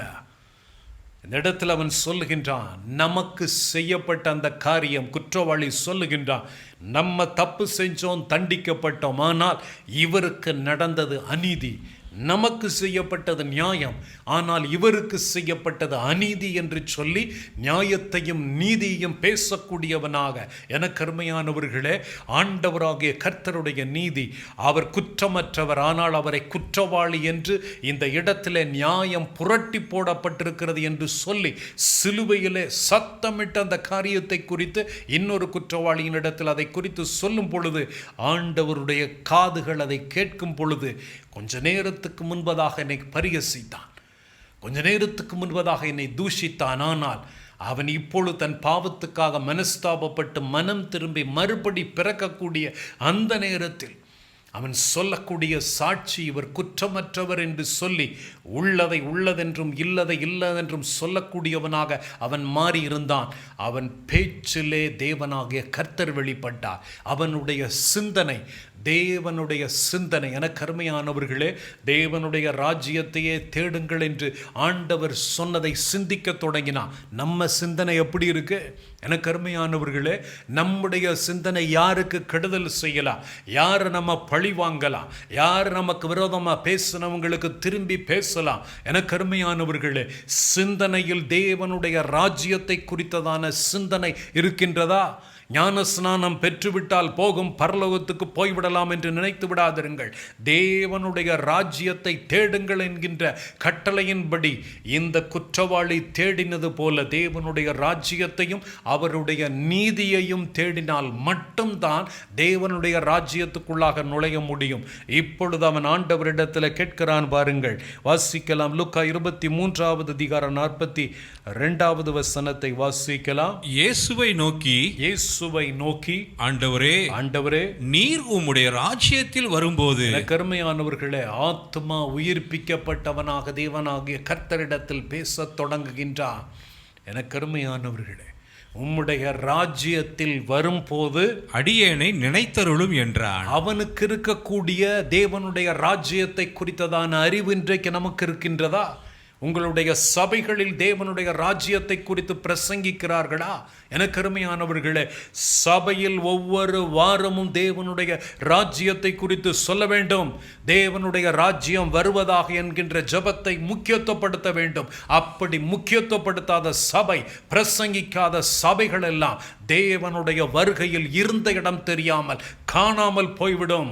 எனக்கு அருமையானவர்களே, கர்த்தருடைய வார்த்தை தேவனுடைய ராஜ்யத்தை தேடுங்கள் என்று எந்தெந்த சபைகளில் முக்கியத்துவப்படுத்தப்படுகின்றதோ அந்த சபைதான் தன் ஜனங்களை தேவனுடைய வருகைக்கு நேராக ஆயத்தப்படுத்தக்கூடிய சபையாக இருக்கும். எனக்கு அருமையானவர்களே, இன்றைக்கு சபைகள் எல்லாம் எப்படி இருக்கின்றன? தேவனுக்கு பயப்பட பயம் இருக்கின்றதா? உள்ளதை உள்ளதென்றும் இல்லதென்றும் சொல்லக்கூடிய இந்த குற்றவாளியினுடைய சாட்சியை போல இருக்கின்றதா? நம் தேவனாகிய கர்த்தரை மகிமைப்படுத்தும்படிக்கு இருக்கின்றதா? தவறு செய்யக்கூடியவனை கடிந்து கொள்ளக்கூடியதாக இருக்கின்றதா?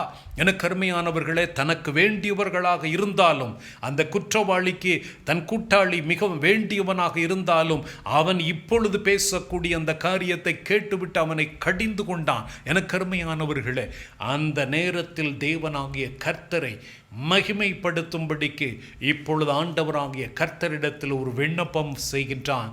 ஆண்டவரே, உம்முடைய ராஜ்யத்தில் வரும்போது அடியேனை நினைத்தருளும். எனக்கு அருமையானவர்களே, இந்த ஜெபத்தை நம்ம எத்தனை பேர் ஜெபிக்கிறோம்? இது ஒரு குற்றவாளியின் ஜெபம் என்று நினைக்கிறீர்கள்? இல்லை. எனக்கு அருமையானவர்களே, பரலோகம் சந்தோஷப்படும் பொழுது எந்த மனுஷன் குற்றவாளியாக இருந்து நீதிமான் ஆக்கப்பட்டானோ அந்த நீதிமானுடைய ஜெபம் அது. தேவனாகிய கர்த்தர் அந்த ஜெபத்தை கேட்டு பதில் கொடுக்கிறார் என்றால், எனக்கு அருமையானவர்களே, அந்த ஜெபம் தேவனாகிய கர்த்தரால் ஏற்றுக்கொள்ளப்பட்ட ஜெபம். ஆண்டவரே, உம்முடைய ராஜ்யத்தில் வரும்போது அடியேனை நினைத்தருளும் என்று சொல்லி யார் தன்னை ஒப்புக் கொடுக்கிறார்களோ அவர்கள் பேச்சில், செயலில், சிந்தனையில் ஒரு பெரிய மாற்றம் இருக்கும். நீங்கள் மறுபடி பிறந்திருக்கிறேன் என்று சொல்லுகிறீர்களே, ஞான ஸ்நானம் பெறும் முன்பதாக இருந்தது போலவே ஞான ஸ்நானம் பெற்ற பின்பதாக இருக்கிறீர்கள் என்றால் நீங்கள் இன்னும் மறுபடி பிறக்கவில்லை என்று அர்த்தம். எனக்கு அருமையானவர்களே, நான் மறுபடி பிறந்து விட்டேன் என்று நீங்கள் சொல்லலாம். கர்த்தர் சொல்லுவார், நான் சொன்னபடி நீ இன்னும் மறுபடி பிறக்கவில்லை. உன் பாவத்திற்காக நீ மனஸ்தாபப்பட்டு முழுவதும் அதிலிருந்து மனம் திரும்பவில்லை என்று தேவனாகிய கர்த்தர் சொல்லுவார். எனக்கு அருமையானவர்களே, ஆண்டவர் என்ன சொல்லுகின்றார்?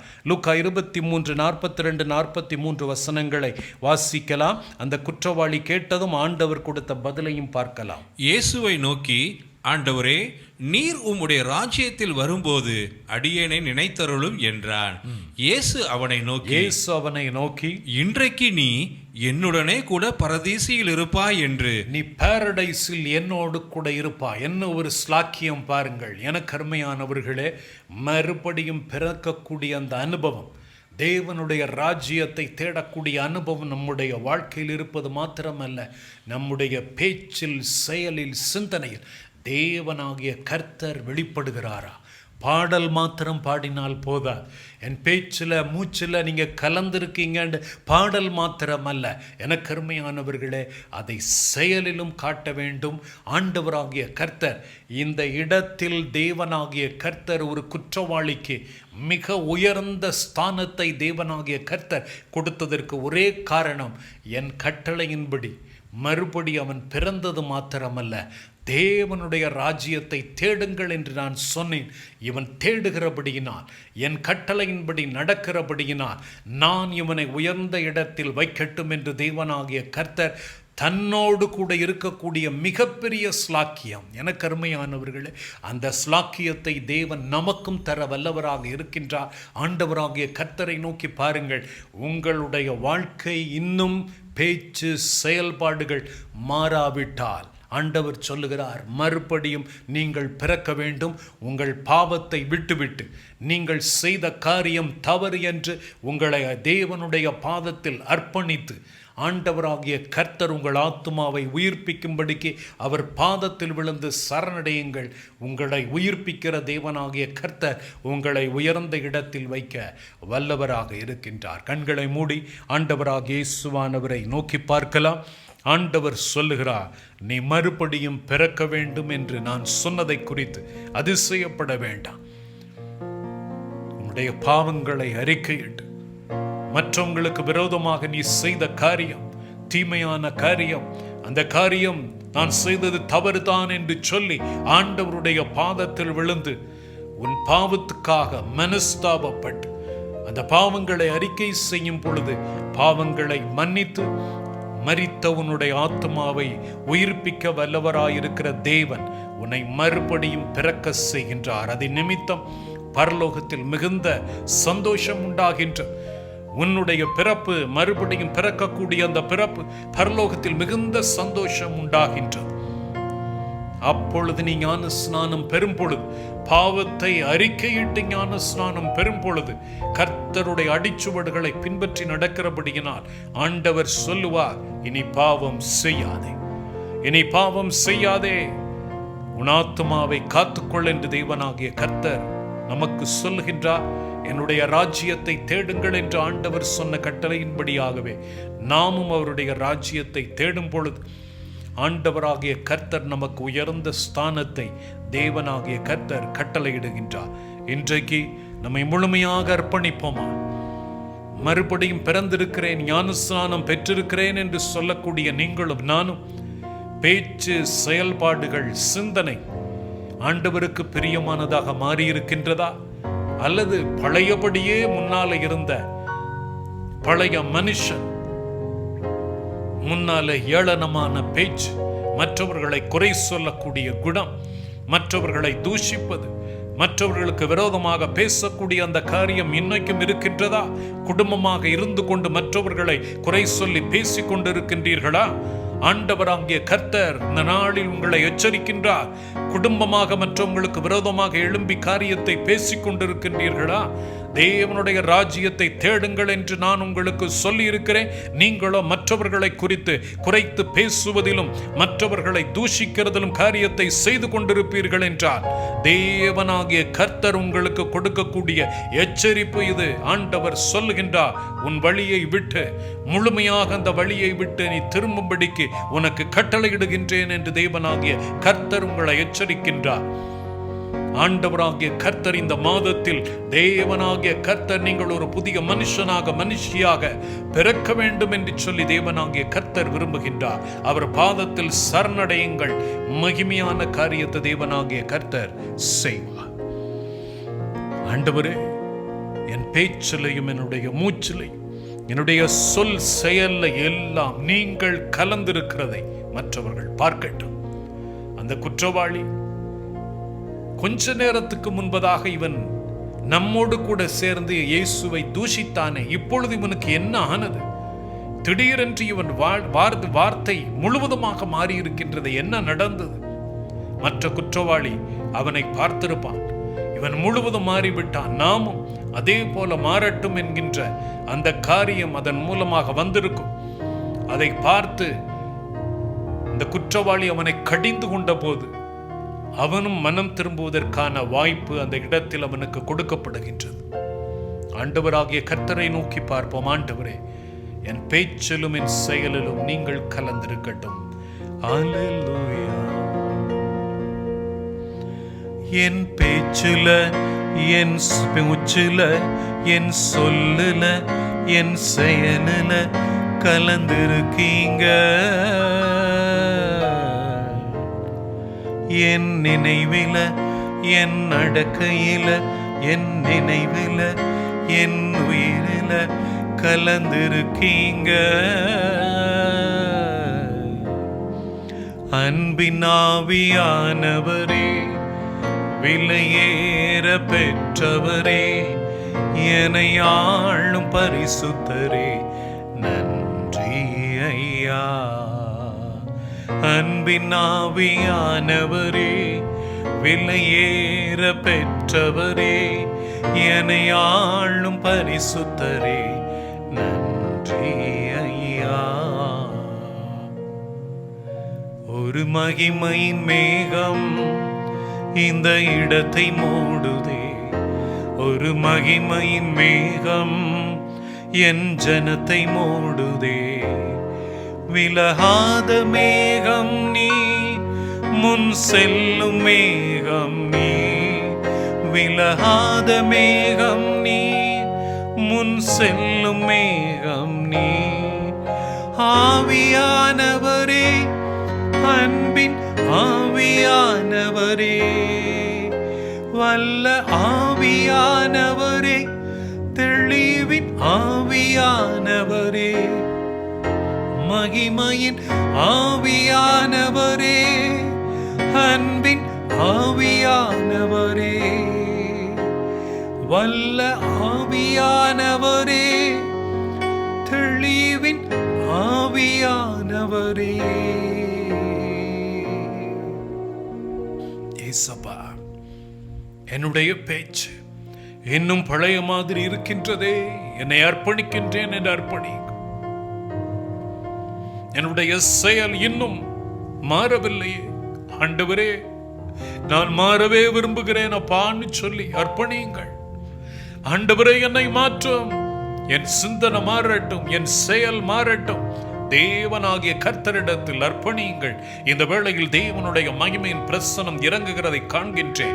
இந்த வேளையில் நீங்கள் ஆண்டவராகிய கர்த்தருடைய பாதத்தில் விழுந்து, ஆண்டவரே, இன்னும் நான் மாறாதபடிக்கு ஞான ஸ்நானம் பெற்றிருக்கிறேன், ஆனாலும் என்னுடைய பழைய மனுஷனை போலவே நான் இன்னும் இருக்கின்றேன், இன்னும் நான் மாறவே இல்லை ஆண்டவரே, என் பேச்சில, செயல்ல, சிந்தனையில இன்னும் மாற்றம் இல்லை, இப்பொழுது நான் அர்ப்பணிக்கின்றேன் என்று சொல்லி உங்களை அர்ப்பணியுங்கள். மனம் திரும்புங்கள், பரலோக ராஜ்யம் சமீபித்திருக்கிறது என்று தேவனாகிய கர்த்தர் சொல்லுகின்றார். ஆண்டவராகிய கர்த்தர், தேவனுடைய ராஜ்யம் வருவதற்கான நேரம் வந்துவிட்டது, உடைய ராஜ்யம் வருவதாக என்று ஜெபித்துக் கொண்டிருக்கிற நம்மை பார்த்து ஆண்டவர் சொல்லுகிறார், அவருடைய ராஜ்யம் வரக்கூடிய நேரம் சமீபித்து விட்டது. ஆண்டவராகிய கர்த்தரை நோக்கி பார்ப்போம். தேவனாகிய கர்த்தர் இந்த நாளில் ஒரே ஒரு விஷயம் உங்களை அர்ப்பணிங்கள். ஆண்டவரே, நான் மாற விரும்புகிறேன், ஆண்டவரே, நான் மாற விரும்புகின்றேன், என்னை மாற்றும் என்று சொல்லி தேவனாகிய கர்த்தரிடத்தில் உங்களை அர்ப்பணியுங்கள். என் சிந்தை மாறட்டும், என் செயல் மாறட்டும். அல்லேலூயா. மாறவே ஆசைப்படுகிறேன், என்னை மாற்றிவிடும் அருமை நேசரே. மாறவே ஆசைப்படுகிறேன், என்னை மாற்றிவிடும் கருணை நேசரே. என் சிந்தை மாறணும், என் செயல் மாறணும், என் பேச்சு மாறணும், ஐயா உம்மை போலவே. என் சிந்தை மாறணும், என் செயல் மாறணும், என் பேச்சு மாறணும், ஐயா உம்மை போலவே. என் நடை மாறணும், என் உடை மாறணும், பேச்சு மாறணும், செயல் மாறணும், சிந்தனை மாறணும், ஐயா உம்மை போலவே. மாறவே ஆசைப்படுகிறேன், என்னை மாற்றிவிடும் அருமை நேசரே. மாறவே ஆசைப்படுகிறேன், என்னை மாற்றிவிடும் கருணை நேசரே. ஆண்டவரே, என் முழுவதுமாக என்னை மாற்றும் என்று யாரெல்லாம் அர்ப்பணித்திருக்கிறார்களோ, பரிசுத்த ஆவியானவரே, என்னில் உம்மை பார்க்கட்டும் ஆண்டவரே என்று சொல்லி உம்முடைய பாதத்தில் சரணடைந்திருக்கிற உம்முடைய பிள்ளைகள் வாயின் வார்த்தைகளிலும் செயல்களிலும் சிந்தனைகளிலும் ஆண்டவரே உம்மை வெளிப்படுத்தக்கூடியவர்களாக மாற நீர் உதவி செய்யும். இந்த மாதத்திலும் தங்களை முழுமையாக அர்ப்பணித்து ஏனோ தானோ என்று வாழக்கூடிய வாழ்க்கை அல்ல, கர்த்தருக்கு பயப்படக்கூடிய பயத்தோடு கூட, மறுபடியும் பிறந்திருக்கிறேன் என்கின்ற அந்த நம்பிக்கையோடு கூட, ஆத்மா உயிரடைந்தவர்களாக, தேவனுடைய ராஜ்யத்தை தேடக்கூடியவர்களாக, ஆண்டவரே உமக்கு பிரியமான வாழ்க்கை வாழ ஒவ்வொருவருக்கும் தேவனாகிய கர்த்தர் கிருபைகளை நீர் கட்டளையிடும்படிக்கு நான் ஜெபிக்கின்றேன். மகிமையான காரியத்தை பிள்ளைகளுடைய வாழ்க்கையில் நீர் செய்தருளும் ஆண்டவரே. இவர்கள் மாத்திரமல்ல, சந்ததி சந்ததியாக தேவனாகிய கர்த்தருடைய வருகைக்கு ஆயத்தமாகும் வண்ணமாக ஆண்டவரே மறுபடியும் பிறந்து தேவனுடைய ராஜ்யத்தை தேடுகிறவர்களாக இருக்க ஆண்டவராகிய கர்த்தர் உதவி செய். கிருபை கூடவே இருந்து வழி நடத்தட்டும். இந்த மாதம் முழுவதும் உடைய பிள்ளைகளை உடைய செட்டிங் மறைவிலே மறைத்து தேவனாகிய கர்த்தர் நீதியின் பாதையில் நடத்தியருள் காத்துக்கொள்ளும். இயேசு கிறிஸ்துவின் நாமத்தில் ஜெபிக்கிறோம் பிதாவே, ஆமென். என் ஆத்துமாவே கர்த்தரை ஸ்தோத்திரி, என் முழு உள்ளமே அவருடைய பரிசுத்த நாமத்தை ஸ்தோத்திரி. என் ஆத்துமாவே கர்த்தரை ஸ்தோத்திரி, அவர் செய்த சகல உபகாரங்களையும் மறவாதே. ஆம். ஆண்டவர்களை ஆசீர்வதித்து வழி நடத்துவாராக.